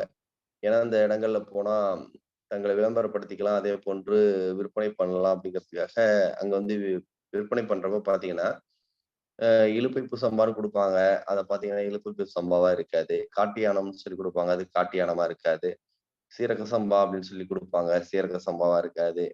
தூய மல்லின்னு கொடுப்பாங்க, அது தூய மல்லியா இருக்காது. ஏன்னா நம்ம இதெல்லாம் டெய்லி ஒவ்வொரு நாளும் இந்த அரிசிகளை நம்ம பார்த்துட்டு இருக்கோம். இந்த அரிசியை வந்து நம்மளும் வந்து விற்பனை பண்ணிட்டு இருக்கோம். அதனால வந்துட்டு நமக்கு முழுமையா ஒரு 25, 30 அரிசிகளை பத்தி ரொம்ப தரவா எனக்கு தெரியும். ஆனா அங்க போய் பார்த்தோம்னாக்க வேறு வேறு அரிசிகளை, அதுவும் ஒட்டுரக அரிசிகளையே வந்து மரபு அரிசிகள் அப்படின்னு சொல்லி கொடுக்கறது தான் ரொம்ப மனசுக்கு வேதனையா இருக்கும். இன்னொரு விஷயம் என்னன்னா, நம்ம தூய மல்லி ரூ. 75 ரூ. 80 அவங்க ரூ. 60 ரூ. 65 கொடுக்கறதுக்கு முன் வருவாங்க. இன்னும் சொல்ல போனா தூய மல்லி ரூ. 45 ரூ. 48 வியாபாரிகள் என்ன பண்றாங்க அப்படின்னு பாத்தீங்கன்னாக்க, இந்த ஆர்என்ஆர் அப்படின்னு சொல்லிட்டு ஒரு ஆந்திரா ரகம் இருக்கு. அதே போல நம்ம எல்லாத்துக்குமே ஒரு சாதகமான ஒரு அரிசி அந்த ஆந்திரா பொன்னின்னு ஒண்ணு இருக்கு. இதெல்லாம் ஒட்டு ரகம். உடலுக்கு மிகப்பெரிய தீங்குகளை இழைக்கக்கூடிய அரிசிகள். அந்த அரிசிகளை வாங்கி நல்லா தீட்டிட்டு இந்த தூய மல்லி போன்றே அதை வந்து விற்பனை பண்றதெல்லாம் நம்ம நிறைய 1, 2ல நிறைய பார்த்திருக்கேன். அதனால இந்த அரிசி வாங்குறதுல ரொம்ப ரொம்ப ரொம்ப கவனமா இருக்கணும். அப்பதான் வந்து நம்ம எதுக்காக வாங்குறோம். இப்ப நமக்கு சரியான ஒரு செரிமான சக்தி இல்ல, சீரக சம்பா வாங்குறோம்னா அதுக்கு போலியா கொடுத்துட்டாங்கன்னா அந்த நோயை வந்து அது போக்கவே போக்காது. ஆக அந்த அரிசியின் மீது இருக்கக்கூடிய ஒரு நன்மதிப்பே போயிடும். அதே போல மூட்டு வலி இருக்கு, அப்ப காட்டு யானை வாங்குறோம், அதுக்கு மாற்றா ஒரு அரிசியை கொடுத்துட்டாங்கன்னா மூட்டு வலி வந்து நமக்கு போகாது. அப்ப அந்த அரிசி மேல இருக்கக்கூடிய நன்மதிப்பு என்பதும் போயிடும். அதே போன்றுதான் அரிசியை வந்து நம்ம எப்படி பார்த்து வாங்குறோமோ அதே போன்று இந்த அரிசி வந்து சரியான முறையில் உற்பத்தி செய்யப்பட்டிருக்கா. இப்ப காட்டு யானமே வாங்கினாலும் தூய மல்லியே வாங்கினாலும் இதுல அதாவது நாட்டு ரக நெல்லா இருக்கணும், அதை இயற்கை வழியில விளைய வச்சிருக்கணும். அதே போன்று அந்த அரிசி வந்து ஆலைகள்ல சரியான முறையில இயற்கை முறையிலேயே அரிசியாக்கப்பட்டிருக்கா அப்படிங்கிறது ரொம்ப ரொம்ப முக்கியம். ஏன்னா இன்னைக்கு பாத்தீங்கன்னாக்க அரிசி நம்ம இயற்கை முறையில விளைவிச்சு கொடுக்குறப்ப இந்த தமிழ் மாதங்கள்ல ஐப்பசி, கார்த்திகை, மார்கழி இந்த 3 இன்னும் சொல்ல போனா தை மாதம், தை மாசி வரைக்கும் பனிக்காலம். இந்த பனிக்காலம் வரைக்கும் இந்த அரிசியை அரைச்சிட்டு வந்து வீட்டுல வச்சோம்னா கிட்டத்தட்ட பல்லாயிரக்கணக்கான பூச்சிகள், அதாவது அந்த வண்டுகள் வந்து அதுல உற்பத்தி ஆயிடுது. ஒரே வாரத்துல அதுல பூச்சிகள் வந்து பெருக்கம் வந்துடுது. இந்த இயற்கை அரிசிகள்ல பூச்சிகள் வந்து நிறைய வந்துடுது. ஏன்னா இந்த அரிசியிலேயே அந்த வண்டுகள் வந்து உருவாயிடும். ஏன்னா வெளியில வந்து ரொம்ப கூலிங்கா இருக்கும். அந்த அரிசி வந்து ஒரு டெம்பரேச்சர் இருக்கும். அரிசிக்குள்ள ஒரு வெப்பநிலை இருக்கு. அந்த வெப்பநிலைக்கு நம்ம தீட்டாத அரிசியில ஒரு எண்ணெய் பிசுக்கு இருக்கும். அந்த எண்ணெய் பிசுக்கினுடைய அந்த ஒரு வெப்பநிலையிலேயே அந்த வண்டுகள் வந்து உருவாயிடும். எப்படி உருவாகுதுன்றது தெரியாது. ஆனா அந்த அரிசிக்குள்ளேயே அது வந்து உற்பத்தி ஆயிடும். அது வந்து பாத்தீங்கன்னா தவுட்டு வண்டு அப்படின்னு சொல்லுவாங்க. அந்த தவுட்டுலயே அது உருவாகுறதுனாலயும் அந்த தவுட்ட சாப்பிட்டு வாழ்றதுனால அதுக்கு பேரு தவுட்டு வண்டு. ஆனா இது அரிசிக்கு வந்துருச்சுன்னா, அரிசியில வந்து அரிசி முழுசா இருக்கிறது மாரி தெரியும். ஆனா அரிசியில இருக்கக்கூடிய சாரெல்லாம் உறிஞ்சிரும். அரிசி எடுத்ததுக்கு அப்புறம் அமுக்குனீங்கன்னா, அ எலும்பு கூடு போல நொறுங்கிரும். முட்டை ஓடு போல இருக்கும், நொறுங்கிடும். அந்த அளவுக்கு அதுல இருக்கக்கூடிய சாறுகள் எல்லாம் வந்து உறிஞ்சிரும். இதிலேருந்து இயற்கையா பாதுகாக்கிறதுக்கான வழிமுறைகள் இருக்கு. ஆனா அதெல்லாம் இப்ப யாரும் நம்ம வீட்டுக்குன்னா நம்ம பயன்படுத்தி வச்சுக்கலாம்.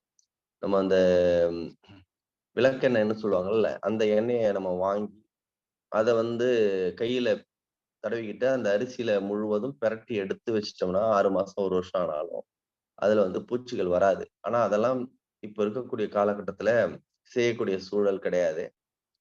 இல்லன்னா வசம்பு, பட்டை மிளகாய், வேப்பிலை அம் போன்ற விஷயங்கள வந்து காய வச்சு, அது கூட நம்ம போட்டு வச்சுக்கலாம்.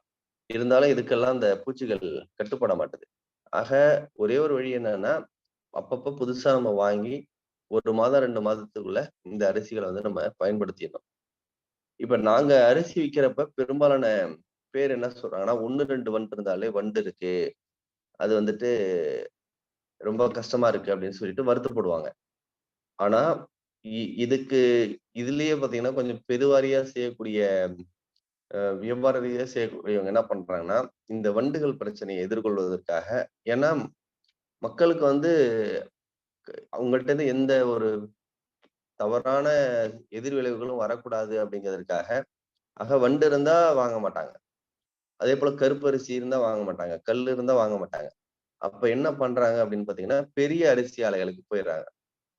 அந்த பெரிய அரிசி ஆலைகளுக்கு போகிறப்ப, அங்க வந்து கெமிக்கல் பயன்படுத்தப்படுது. அதேபோல இயற்கையான முறையில வந்து ஊற வைப்பதோ, அவிப்பதோ, காய வைப்பதோ கிடையாது. செ செயற்கையான அந்த ட்ரையர் அப்படின்னு சொல்லக்கூடியதுல வந்து அவங்க அந்த அரிசிய காய வைப்பாங்க. அப்படி காய வைக்கிறப்ப என்ன ஆகும்னா 200, 300 டிகிரி செல்சியஸ்ல வந்து இந்த அரிசி, நெல் வந்து காயும். ஒரு 10 நிமிஷத்துல காய்ஞ்சிரும். அதாவது 24 மணி நேரம் காய வேண்டிய நெல்லு, இப்ப இயற்கையான முறை அப்படின்னு சொன்னீங்கன்னா, 15 மணி நேரம் ஊற வச்சு, அதுக்கப்புறம் இரவு அவிச்சு, மறுநாள் காலையில களத்துல ஆவாட்டுவாங்க. வெயில்ல, இயற்கையான வெயில்ல வந்து ஆவாட்டுவாங்க. 2 நாள் ஆகும். அந்த நெல் காயறதுக்கு 2 நாள் ஆகும்.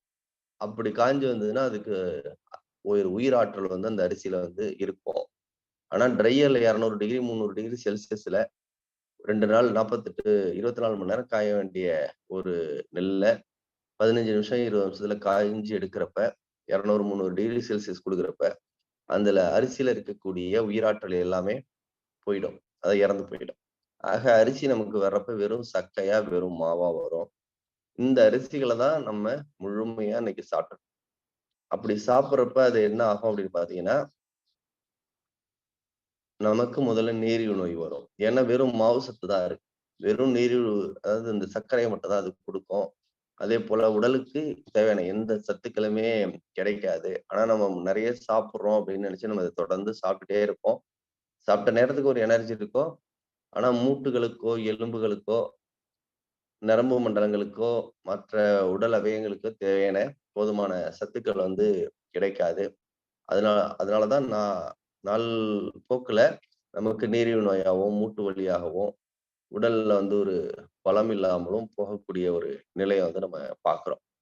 அதே இயற்கையான முறையில நம்ம அவிச்சு, காய வச்சு அரைக்கிறப்ப அந்த அரிசியில வந்து உயிராற்றல் இருக்கும்.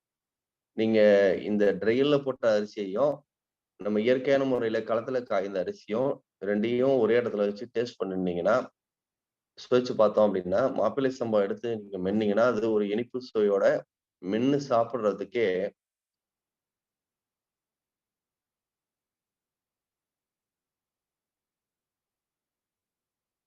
மென்னு சாப்பிட்றதுக்கு ஒரு சுவையுடைய ஒரு அரிசியாக இருக்கும். அதே போன்று நம்ம பெரும் அரிசி ஆலைகள்ல பயன்படுத்தக்கூடிய அரிசிகளை வந்து அதுல வந்து ஒரு சுவை இருக்காது, எளிதாக மெல்ல முடியும். அதே போன்று இந்த பெரும் அரிசி ஆலைகள்ல தயாராகக்கூடிய அரிசிகள் வந்து சுவை கம்மியா இருக்கும், சத்தும் குறைவா தான் இருக்கும். நம்ம இந்த செய்திய நம்ம சொல்றப்பயே ஒருத்தவங்க இதுக்கு வந்து ஒரு கருத்து சொல்றாங்க. கருத்து சொல்வது நிச்சயமாக ஏற்கப்பட ஏற்கப்பட வேண்டிய ஒரு விஷயம் தான். அரிசி ஆலைகள்ல வந்து எந்த கெமிக்கலும் பயன்படுத்தப்படல அப்படின்னு சொல்றாங்க. ஆனா இந்த அரிசி ஆலைகள்ல இருந்து தயாரித்து வரக்கூடிய எல்லா அரிசிகள்லையுமே பூச்சிகள் வராம இருக்கிறதுக்காக நிச்சயமாக கெமிக்கல் பயன்படுத்தப்பட்டு வருது. அதனாலதான் வந்து அரிசிகள் வரப்ப நீங்க 6 மாசம் எடுத்து கொண்டு வந்து வீட்டுல வச்சீங்கனாலும் அந்த அரிசிகளுக்கு வண்டு வராது. அதே போல நம்ம இயற்கை அரிசியை நீங்க தயார் பண்ணி வைங்க இயற்கையான முறையில, நிச்சயமா கொஞ்ச நாள்லயே வண்டு வந்துரும். இந்த ஒரு விஷயமே நம்ம இயற்கையே நமக்கு கற்றுக் கொடுக்கக்கூடிய விஷயம். எதுல வந்து நம்ம சாப்பிடலாம், எதை சாப்பிட வேண்டாம்ன்றது அந்த வண்டுகளுக்கே வந்து தெரிஞ்சிருக்கு. அதனால நம்ம இத வந்து நம்ம ஒரு குற்றமாக சுமத்தல. ஆனா நிச்சயமா எல்லாருமே மாறணும். எல்லாருமே மாறினாதான் இங்க வந்து மாற்றம் நிகழும். ஒரு சிலர் மட்டும் இந்த வேலைகள வந்து செஞ்சுட்டு இருக்கிறப்போ நிச்சயமா மாற்றம் வராதுங்கிறதுக்காக தான் இது சொல்லப்படுது. ஏன்னா நம்ம எந்த தொழில் செஞ்சாலும் நமக்கான உணவ வந்து நம்ம சரியான உணவா தானே நம்ம தேடுறோம். ஆக நம்ம சரியான விஷயங்கள செய்ய துவங்குனாதான் இந்த சமுதாயமே ஒட்டுமொத்தமா மாறும். ஆக நம்ம இந்த அரிசியில கவனிக்க வேண்டியது 3 விஷயம். ஒன்று வந்து இயற்கை விவசாயத்துல விளைந்ததா? 2வது அது நாட்டு ரகமா? அது சரியான நாட்டு ரகமா? அதே போன்று முழுமையாக அது வந்து அரிசி ஆலைகள்ல இயற்கையான முறைகள்ல தயாராகி வரக்கூடியதா? அப்படிங்கிறது தான். இந்த 3 விஷயத்த நம்ம கவனிச்சு வாங்குனோம்னாக்க, நிச்சயமாக நம்ம எதிர்பார்க்கக்கூடிய பலன் வந்து அதுலேருந்து நமக்கு வந்து கிடைக்கும். அதே போன்று ஒரு அரிசி பத்தி மட்டும் இன்னைக்கு நான் சொல்றேன். இந்த மிளகு சம்பா அப்படின்னு சொல்லிட்டு ஒரு அரிசி ரகம் இருக்கு. இதுல பல்வேறு வகைகள் இருக்கு. இதுல வந்து வெள்ளை மிளகு சம்பாவும் இருக்கு, சிவப்பு மிளகு சம்பாவும் இருக்கு. சிவப்பு மிளகு சம்பா என்பது வந்து பாத்தீங்கன்னாக்கா, மேல் தோல் வந்து சிவப்பா இருக்கும். அரிசியை உரிச்சோம்னாக்கா வெள்ளையாக இருக்கும். இது வெள்ளை மிளகு சம்பா. நெல்லோட தோல் சிவப்பா இருக்கும். உள்ள அரிசி வெள்ளையா இருக்கும். இது வெள்ளை மிளகு சம்பா. அதே போன்று வெள்ளையாக நெல் இருக்கும். ஆனா உரிச்சோம்னா அரிசி சிவப்பாக இருக்கும். இது சிவப்பு மிளகு சம்பா. இது எல்லாமே பாத்தீங்கன்னாக்கா நிறைய சத்துக்கள் உடையது. நல்ல வறட்சியை தாங்கி வளரக்கூடியது. கிட்டத்தட்ட 165 நாள் ஆகும். நிறைய விளையக்கூடியது. நம்ம உட்ரகங்களுக்கு ஏன் மாறணும்னா, நெல்லு சரியா பாரம்பரிய நெல் ரகங்கள்லாம் சரியா விளையலன்றதுக்காக தான் நம்ம மாறணும். அப்படி மாறுனது வந்து ஒரு தவறான விஷயம் என்பதை சொல்வது போல, இந்த மிளகு சம்பா போட்டோம்னா ஒரு ஏக்கருக்கு 35 மூட்டை, 40 மூட்டை வரைக்கும் விளையும். எந்த விதமான இடுபொருள்களும் தேவையில்ல. அதே போல ஒரு வறட்சி, வெள்ளம் என்று வந்தாலும் எந்த சூழ்நிலையிலும் விளைஞ்சிரும். 1 மாசத்துக்கு தண்ணி இல்லைன்னா கூட விளைஞ்சிரும். அதே போன்று நோய் தாக்குதல், பூச்சி தாக்குதல், பூச்சிலாம் அந்த நெல்லுகிட்ட கிட்டக்கே வர முடியாது. அதே போன்று இந்த அரிசிய வந்து அந்த காலத்துல மற்போர் வீரர்களுக்கு குடுத்திருக்கிறாங்க. போர் புரியக்கூடிய வீரர்களுக்கு இந்த அரிசிய வந்து குடுத்திருக்கிறாங்க. இது எல்லாமே வந்து அகத்தியர் குணவாகடத்துல பதிவு பண்ணப்பட்டிருக்கு. அந்த அளவுக்கு ஒரு மன வலிமையையும், உடல் வலிமையையும், உடலுக்கு ஆற்றலையும் ஏன்னா போர் வீரர்கள் வந்து அயராது பாடுபடணும். களத்துல வந்து நேரங்காலம் கருதாமல் அவங்க வந்து போரிடுறது மாரி இருக்கும். அப்ப களைப்பு என்பதே இல்லாத அளவுக்கு உடல் ஆற்றலோட இருக்கணுங்கிறதுக்காக தான் இந்த மிளகு சம்பா வந்து உணவாக குடுத்திருக்கிறாங்க. இது போன்று பல்வேறு நெல் ரகங்கள் இருக்கு. கூடுதலாக ஒரு தகவல் என்னன்னா, நம்ம சென்ற நிகழ்ச்சியில நம்ம இந்த உத்தராயண பயணம், தட்சிணாயன பயணங்கள பத்திலாம் பேசியிருந்தோம். அதுல வந்து ஒரு ஒரு அம்மா சொல்லியிருந்தாங்க. அவங்க பேர நான் ஞாபகம் வச்சுக்கல. அம் அதாவது ஒரு 22 நாட்களுக்கு முன்பே வந்து இந்த உத்தராயண பயணம் என்பது துவங்கிடுச்சு. அத வந்து ஐயா வந்து ஆய்வு பண்ணிட்டு இருக்காங்க அப்படின்னு சொன்னாங்க. நிச்சயமா அந்த கருத்து வந்து ஏற்புடையதுதான். ஆனா இதுல நம்ம நிறைய ஆய்வுகளுக்கு அத உட்படுத்த வேண்டியது இருக்கு. நிச்சயமா வந்து அது சார்ந்த வேலைகளையும் நம்ம செய்யணும். அது வந்து நம்ம சூரியனை வந்து கவனிக்கணும். அந்த குச்சி ஒண்ணு நட்டு வச்சு சூரியனுடைய நகர்வை வந்து நம்ம கவனிக்கணும். அந்த கவனிக்கிறதன் மூலமாக அத வந்து ஒவ்வொருத்தருக்கும் நம்ம அத வந்து கொண்டு சேர்க்கலாம். அந்த வேலையை ஐயா அவர்கள் வந்து விண்ணியல் ஆய்வுக்களம் அப்படின்னு சொல்லிட்டு ஒரு குரூப் மூலமா அத செஞ்சுட்டு இருக்கிறாங்க. அதையும் நான் கவனிச்சுக்கிட்டு வரேன். ஆனா முழுமையா அதுல செயல்பட முடியல. ஏன்னா நம்ம ஒரு வேலைய நம்ம செய்யக்கூடிய வேலைய நம்ம முழுமையா செய்யணும். அத அதுலயும் நம்ம எல்லாருமே கவனம் செலுத்துவோம். அதுலயும் கவனம் செலுத்துங்க. ஆனா அது வந்து நீண்ட ஆய்வுக்கு உட்பட்டதுதான். ஏன்னா இதுல பல்வேறு விஷயங்கள் வந்து இருக்கு. ஏன்னா அமாவாசை, பௌர்ணமி போன்ற விஷயங்கள்லாம் வந்து இப்ப இருக்கக்கூடிய பஞ்சாங்க அடிப்படையில சரியான ஒரு நிகழ்வா தான் இருந்துட்டு இருக்கு. இந்த சூரிய நகர்வு வந்து நம்ம க எப்படி அந்த பிறழ்வு ஏற்பட்டிருக்குங்கிறத பத்தி அது வந்து ஒரு மிகப்பெரிய ஞானம். அந்த அவ்வளவு சாதாரணமா அதை நம்ம விடை காண முடியாத ஒரு விஷயமா இருக்கு. இருப்பினும் முயற்சி செஞ்சா நிச்சயமா அதுலயும் வந்து வெற்றி அடைய முடியும். ஏன்னா இந்த நிகழ்ச்சிய வந்து இப்ப நான் பேசுறேன், அதை நீங்க கேட்கறீங்க அப்படின்றதுல கருத்து பரிமாற்றமும் இங்க வந்து நிகழணும். அதுதான் வந்து அறிவை வளர்த்து கொள்ளக்கூடிய ஒரு விஷயமா இருக்கு. நம்ம வந்துட்டு இந்த ஆசான் கண்ணப்பன் ஐயா வந்து நம்ம ஒரு கருத்து சொன்னோம்னா, அத அவரு உள்வாங்கி அது வந்து ஒரு முழுமையான கருத்தா சொல்லுவார். அதே போல ஐயா அவர்களும் குணபலன் ஐயா அவர்களுக்கும் அதுக்கு வந்து ஒரு விளக்கம் கொடுப்பாங்க. அதே போன்று இப்ப நம்ம பல்வேறு இதுல நிகழ்ச்சியில கலந்துக்கக்கூடிய நேயர்களும் இதுல இந்த நிகழ்ச்சியில கலந்து கொண்டிருக்கக்கூடிய ஒவ்வொருவருமே பாத்தீங்கன்னாக்க பல தளங்கள்ல பயணிக்கக்கூடியவர்கள். சாதாரணமா அவங்க இதுல இல்ல. ஒவ்வொருத்தரும் ஒரு நுட்பங்களும் ஞானமும் உடையவர்கள். அதனால கருத்து பரிமாற்றங்கிறது ரொம்ப ரொம்ப அவசியம். அப்பதான் வந்து நம்ம மேம்பட முடியும். அதனால அவங்கவுங்களுக்கு தெரிந்த தகவல்களை வந்து இந்த விஷயங்கள் வந்து பகிர்ந்து கொள்வதற்கும் இது ஒரு அருமையான தளமாக ஐயா உருவாக்கி கொடுத்திருக்கிறாங்க அப்படின்னு சொல்லி எனக்கு பேச வாய்ப்பளித்த இந்த ரோட்டரி சங்க தலைவர்கள் அவர்கள் குணபாலன் ஐயா அவர்களுக்கும் மற்றும் உங்கள் அனைவருக்கும் என்னுடைய நன்றியை தெரிவித்துக் கொள்கிறேன். நன்றி, வணக்கம்.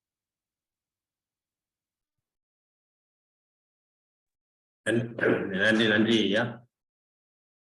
இன்று நாம் பயன்படுத்தும் அரிசி முறைகளில்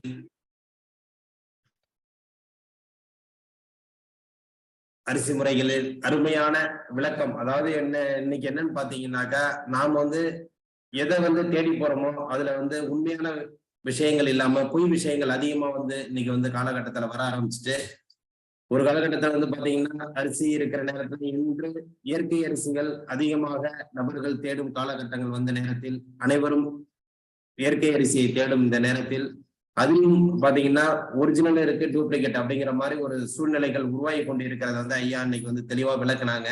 உண்மையிலுமே பாத்தீங்கன்னா அவங்க விவசாயம் பண்ணி சேர்க்கிற விஷயத்துல இன்னைக்கு வந்து சில இதுல வந்து பாத்தீங்கன்னாக்கா ஐயாவை பொறுத்த வரைக்கும் இன்னைக்கு வந்து அவங்க அதுல வந்து உள்ளார்ந்து கரெக்டா அந்த விஷயத்த 100% செஞ்சுட்டு இருக்காங்க. இன்னைக்கு வந்து மார்க்கெட்ல பாத்தீங்கன்னாக்கா நிறைய நெல் ரகங்கள் அவங்க செஞ்சு இது மாதிரி பயணிக்கிற நெல் ரகங்கள் வந்து குறைவான விலைக்கு கிடைக்குது அப்படிங்கிற வந்து ஒரு மாற்றுக்கருத்து இருந்துகிட்டு இருக்கு.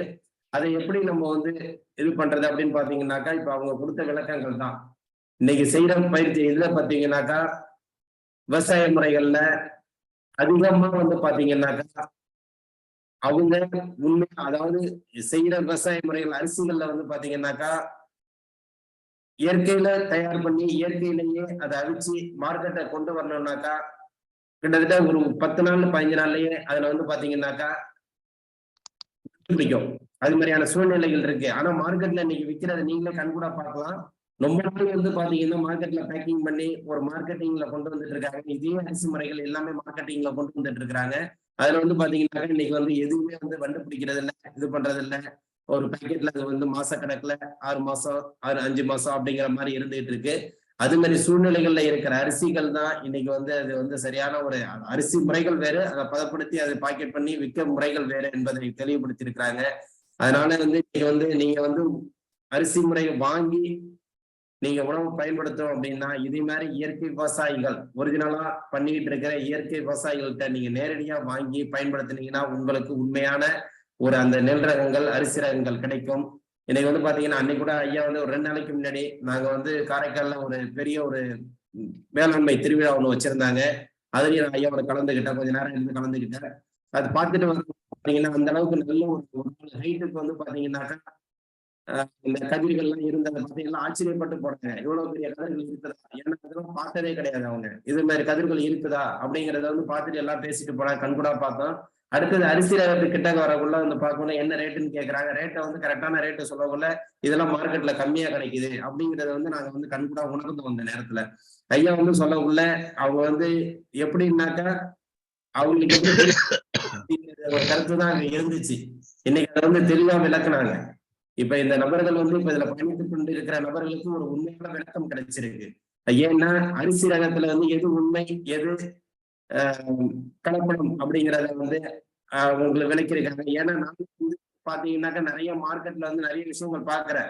அதாவது ஒரு கருப்பு கவுளி எடுத்துட்டீங்கன்னா கருப்பு கவுளியோட ரேட்டு பாத்தீங்கன்னா அதிகமா இருக்கும், அதே கருங்குருவியோட ரேட்டு கம்மியா இருக்கும். ஆனா எந்த ரகம் எதுங்கிறது வாழ்ந்தவங்களுக்கு தெரியாது. எந்த அரிசி எதுங்கிறது பார்க்கக்குள்ள எல்லாமே ஒரு கருப்பா தெரியும், ஒரு சேப்பா தெரியும். எந்த ரகம் எதுங்கிறது யாருக்கும் தெரியாதனால இதுல வந்து கலப்படங்கள் செய்து விற்கிறதுக்கு வாய்ப்புகள் நிறைய இருக்கிறது அப்படிங்கிறத வந்து நல்லா உணர்த்தினாங்க. இந்த ரகத்தை வந்து மார்க்கெட்ல வந்து நீங்க வாங்குறது உண்மையான ரகமா என்னங்கிறது வந்து மார்க்கெட்ல வாங்குறதை அதிகமா தவிர்த்துட்டு உண்மையான விவசாயிகள் இருக்கிற இவங்கள்ட்ட நேரடியா வாங்கினீங்கன்னா உங்களுக்கு வந்து எந்தவித ஒரு கலப்படமும் இல்லாம நிறைய உண்மையான அரிசிகள் கிடைக்கிறதுக்கு வாய்ப்புகள் இருக்கு என்பதை இத்தருணத்துல தெரிவித்துக் கொண்டு இன்று ஒரு அருமையான ஒரு விளக்கம், இன்னைக்கு ஒரு தேடுதல் உண்டான ஒரு விளக்கம். எல்லாருக்கும் வந்து பாத்தீங்கன்னாக்கா இவங்க ரேட் அதிகமா சொல்றாங்க, இவங்க ரேட் இதை வந்து ஒரு மார்க்கெட்டிங்காவே கொண்டு வந்துட்டாங்க. அதனால வந்து நமக்கு தேவை, உடலுக்கு தேவை, உண்மையான அரிசிகள் தேவை என்பதற்கு இன்று நமக்கு ஒரு அருமையான விளக்கம் கிடைத்திருக்கிறது. எனவே அனைத்து உண்மையாக பயன்படுத்தி நீங்கள் அதாவது இதுல இருக்கக்கூடிய நபர்கள் முன்னெடுத்து செல்ல வேண்டும். இதுல இருக்கக்கூடிய நபர்கள் உண்மையான விளக்கத்தை அடுத்தவர்களுக்கு புரிய வைக்க வேண்டும் என்பதை நாம் இந்த காலச்சக்கரம் நிகழ்வு மூலமாக தெரிவித்துக் கொள்கிறோம். இன்று நமது காலச்சக்கரம் நிகழ்விற்கு அருமையான ஒரு விளக்கம் அளித்த ஐயா காரைக்கால் பாஸ்கர் ஐயா அவர்களுக்கு நன்றியை தெரிவித்துக் கொள்கிறோம். உங்கள் மூலம் எங்களுக்கு ஒரு நல்ல பயனை அளித்துள்ளீர்கள். இருவரும் காலங்களில் இந்த விஷயங்கள் அனைவருக்கும் ஒரு சென்றடைந்து ஒரு உண்மையான இதை வந்து மக்களுக்கு தெளிவுபடுத்த வேண்டும் என்று அனைவருக்கும் தெரிவித்துக் கொண்டு இந்த நிகழ்வில் சிறப்பித்தமைக்கு தங்களுக்கு நெஞ்சார்ந்த நன்றிகளையும் வாழ்த்துக்களையும் தெரிவித்துக் கொள்கிறோம். நன்றி நன்றி நன்றி. ஐயா ஒரு இதுங்க டவுட்டுங்க, குறைந்த அளவுல கேட்டாலும் ஐயா அனுப்பி அவர்கிட்ட கிடைக்குமாங்க அரிசி எல்லாம்? இருக்குமா, அவங்ககிட்ட இருக்கு, நீங்க கண்டிப்பா கேட்கலாம். ஓகேங்க, கிடைக்கும். சரிங்க. எல்லா ரகமும் இருக்குமா, எல்லா ரகமும் இருக்கு, எல்லா அரிசிகளும் இருக்குது. அதாங்க ஐயா சொல்றதெல்லாம் இங்க கிடைக்குதுங்க கோயம்புத்தூர்ல. பட் ஆனா ஐயாட்டே வாங்கிக்கலாம் அப்படின்னா அந்த சான்ஸ் இருந்தா நாங்க ஐயாட்டே வாங்கிக்கிறோங்க. அதுக்கு தாங்க கண்டிப்பா மார்க்கெட்ல இருக்கிறதுக்கும் அதாவது நேரடி இருக்கிறதுக்கும் நிறைய வித்தியாசம் இருக்குமா, அதனால வாங்குறது உண்மையான உங்களுக்கு வந்து அரிசிகளா இருக்கும், கிடைக்கிற அரிசிகள் உண்மையான அரிசிகளா இருக்கும். அதுக்குதாங்கய்யா, அதுக்குதான் ஐயாட்டே வாங்கிக்கலாமான்ட்டுங்க. கிடைக்குமா ஐயா? கிடைக்கும் வாங்கிக்கலாம். நன்றி நன்றி நன்றி நன்றி. வணக்கம் ஐயா. சொல்லுங்க. ஒண்ணுலையா, இது நம்ம ரோட்டரி கிளப்ல இந்த காலச்சக்கரத்துக்கு அங்கங்க இருக்கிற ரோட்டரி கிளப்ல அந்தந்த ஊர்ல ஒரு இந்த மாதிரி ஒரு பிரான்ச்சஸ் ஏற்படுத்தினா நல்லா இருக்கும்னு என்னோட கருத்து. யாரு பேசுறீங்க? சொல்றேன். மிட் டவுன் ரோட்டரி சாஸ்திர தலைவர் அண்ணாதுரை சாருங்களா? சொல்லுங்க சார். இது மாதிரி பிரான்ச்சஸ் ஓபன் பண்ணா அங்கங்க இருக்கிற, இப்ப எங்க திருவாரூர்னா ஜானி சாம்சன் தான் எங்களுக்கு ஐசன் கவர்னர். இங்க ஒரு 8 கிளப் இருக்கு. இது ஒருங்கிணைச்சு இந்த மாதிரி ஒரு ஷாப் ஓபன் பண்ணா இங்க உள்ள மக்கள் பயன்படுவாங்கங்கிற மாதிரி என்னோட விருப்பமா இருக்கு. நம்ம வந்து இதை 365 நாள் தொடர் பயணமா நடத்திட்டு இருக்கோம் சார். நல்லது நீங்க கேட்கறது. அதாவது எப்படி முன்னெடுத்து செல்றது வந்து பாத்தீங்கன்னா அந்தந்த கிளை சங்கங்கள், அதாவது இப்ப நீங்க சொல்ற மாதிரி உங்க ஜோன்லயோ உங்களை சார்ந்த சங்கங்களும் முன்னெடுத்து சென்றாங்க அதை கொடுக்கறதுக்கு வாய்ப்புகளை நம்ம கண்டிப்பா கொடுக்கறதுக்கு ரெடியா இருக்கோம் சார். ஏன்னா இது வரைக்கும் வந்து பாத்தீங்கன்னா 203வது நாள்ல நம்ம இன்னைக்கு பயணிச்சுட்டு இருக்கிறோம். இந்த 203 வந்து ஒரு பாதி கிளப் வந்து நம்மளோட இணைந்து பணியாற்றி இருக்காங்க. ரோட்டரி சங்கத்தை பொறுத்த வரைக்கும் சொல்றேன், பாதி சங்கங்கள் நம்மளோட இணைந்து பணியாற்றி இருக்காங்க. பணியாற்றவங்க ஒரு முழுமையான கருத்தை யாரும் இது வரைக்கும் நம்மள்ட்ட இது பண்ணல. இல்ல உங்களுக்கு இது மாதிரி தேவைகள் இருக்கு, உங்களுக்கு ஏரியாக்கள்ல இது மாதிரி ஒரு விளக்கங்கள் வேணும் அப்படின்னு சொன்னீங்கன்னா உங்க ஜோன் அசிஸ்டன்ட் கவர்னரை நீங்க இது பண்ணீங்கன்னாக்கா நம்ம அதுக்குண்டான வாய்ப்புகளை வந்து உங்களுக்கு நம்ம ஏற்படுத்தி கொடுக்கறதுக்கு நம்ம ரெடியா இருக்கிறோம். நன்றிங்க, நல்ல தகவலுக்கு நன்றி. ஐயாவுக்கும் நன்றி, உங்களுக்கு நன்றி, எங்க சங்கத்துக்கும் நன்றி, ஜானி சாம்சனுக்கும் நன்றி. நன்றி நன்றி நன்றி. ஐயா வணக்கம். ஒரே ஒரு தகவல் சொல்லு சார். என்ன அப்படின்னு பாத்தீங்கன்னாக்கா, இன்னைக்கு இருக்கக்கூடிய உலக சூழல், அதாவது இன்னைக்கு வந்து பெருவாரியான உற்பத்தி, பெரிய அளவுல உற்பத்தி அப்படிங்கிறது தேவைப்படுது. அப்ப மனித உழைப்புகள் வந்து குறைஞ்சு போச்சு. இப்ப இயற்கையா நம்ம விளைய வச்சு அத இயற்கை விவசாயம் அப்படின்னு சொன்னாலே அதுக்கு வந்து மனித உழைப்புங்கிறது கொஞ்சம் கூடுதல் தேவை. அதாவது களை எடுக்கிறது, நடுறது, அதே போல அதை அறுவடை பண்றது, திருப்பி அரிசியாக்குறது, இதுல எல்லாமே மனித உழைப்புகள் வந்து அதிகமா தேவைப்படுறது காரணத்தினாலதான் இன்னைக்கு வந்து அந்த அரிசி உற்பத்திங்கிறது கூட பெரும் தொழிற்சாலைகள்ல வந்து நடக்க ஆரம்பிச்சிருக்குது. அதனாலதான் இந்த மாற்றம். ஆக நம்ம நல்ல உணவை சாப்பிடணும்னா நிச்சயமா உழைப்புன்றது நேரடியா மனித உழைப்புகளாக தேவைப்படுது. அதனாலதான் இதை பெரிய பெரிய அளவுல கொண்டு போறதுல நிறைய சிக்கல்கள் இருக்கு. அதனால கொஞ்சம் கொஞ்சமா மாறணும். ஆக நம்ம எதை கேட்கிறோமோ, இந்த இப்ப நான் ஒரு என்னுடைய நோட்டீஸ்ல ஒண்ணு அடிச்சிருப்பேன். அதாவது உண்ண விரும்புவதை உழவோர் விதைப்பர் அப்படின்னு சொல்லிட்டு. நம்ம எதை கேட்கிறோமோ அதை தான் வந்து உற்பத்தி பண்ணி கொடுக்கக்கூடியவங்க வந்து கொடுப்பாங்க. ஆக நமக்கு சீரக சம்பா தான் வேணும், இல்ல கருப்பு கவுனி தான் வேணும் அப்படின்னா நிச்சயமா உழவர்கள் வந்து அதை மாறி அதை செஞ்சு கொடுக்கறதுக்கு அவங்களுக்கு அது லாபகரமா இருக்கிறப்ப நிச்சயமா செய்ய முன் வருவாங்க. ரெண்டாவது வந்து இப்ப என்னகிட்ட மட்டும் தான் நீங்க இதை வாங்கணும்னு இல்லை. அந்தந்த பகுதிகளில் இப்ப கோயம்புத்தூர் எடுத்துக்கிட்டீங்கன்னா அங்கேயுமே இயற்கை விவசாயிகள் இருக்காங்க. ஈரோட்டுல எடுத்துக்கிட்டீங்கன்னா அங்க இருக்காங்க. ஒவ்வொரு ஊர்லயும் இருக்கிறாங்க. அவங்க யாரு என்னன்றதை நம்ம தேடி போகணும். இப்ப நமக்கு வந்து ஒரு ஏதோ ஒரு பிரச்சனை வருது, நோய் வருது அப்படின்னா அதுக்கு எப்படி டாக்டர் தேடுறோமோ, அதே போல நம்ம பகுதிகளிலேயே அங்கங்க விவசாயிகள் வந்து இருக்கிறாங்க. அவங்களுக்கு வந்து நம்ம இதை வாங்குறது மூலமா இதுல அவங்க தொடர்ந்து நீடிக்கிறதுக்கு வந்து ஒரு வாய்ப்பா இருக்கும். ஏன்னா இது வரைக்குமே எனக்கு தெரிஞ்சு பல இயற்கை விவசாயிகள் இந்த இயற்கை விவசாயத்துக்குள்ள வந்துட்டு உற்பத்தி பண்ணதை விற்க முடியாம 2 ஆண்டு 3 ஆண்டுகள்லயே இயற்கை விவசாயம் வேண்டான்னு வெளியில போனவங்களும் இருக்காங்க. அதே நேரத்துல புதிய புதிய விவசாயிகளும் நல்ல விஷயம் செய்வோம் அப்படின்னு ஆர்வத்தோட உள்ள வந்துட்டே இருக்காங்க. அதனால ஒரு பேலன்ஸ் அப்படியே போயிட்டே இருக்கு. ஓரளவுக்கு ஒரு 2% அளவுக்கு இந்த இயற்கை விவசாயங்கிறது நடந்துகிட்டே இருக்குங்க. நன்றிங்க. நன்றி நன்றி. ஐயா சொல்றது என்னன்னாக்கா, அனைவருக்கும் வாழ்வு கொடுப்போம் அப்படின்றதுதான் உண்மையான கருத்து தான், இல்லைன்னு சொல்லல. அதாவது எப்படின்னா, நீங்க வெளியில வந்துட்டீங்க, இன்னும் நிறைய பேர் வெளியில வராம இருக்காங்க. நீங்களும் உங்களை சார்ந்த ஊர்களில் உள்ளவங்களுக்கு, அந்த ஐயா சொல்ற மாதிரி கோயம்புத்தூரா இருக்கட்டும், ஈரோடா இருக்கட்டும், சேலமா இருக்கட்டும், அங்க இருக்கிறவங்களை சார்ந்தவங்களை நீங்களும் தேடி அங்க உள்ளவங்கள்ட்டே நீங்க அந்த அவங்களுக்கும் ஒரு வாழ்வு கொடுங்கிறத உண்மையான கருத்தை வெளியிடுறாங்க. கண்டிப்பாக தேவையானதை நீங்க வாங்கிங்க. உங்களுக்கு அங்கேயே ஆட்கள் இருந்தாங்கன்னா நீ அவங்கள்ட்டயும் வந்து தேடியை கண்டுபிடிச்சு அவங்கள்ட்டயும் வாங்கலாங்கிறது தான் அனைவரோட கருத்து. நன்றி நன்றி நன்றி ஐயா.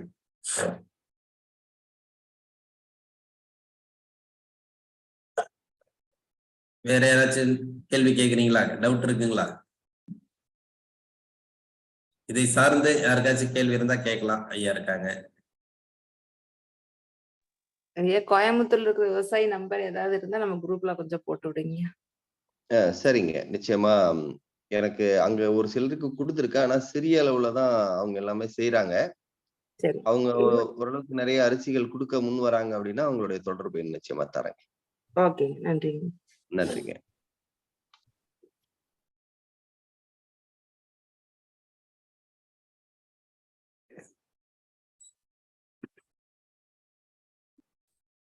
நன்றி நன்றி.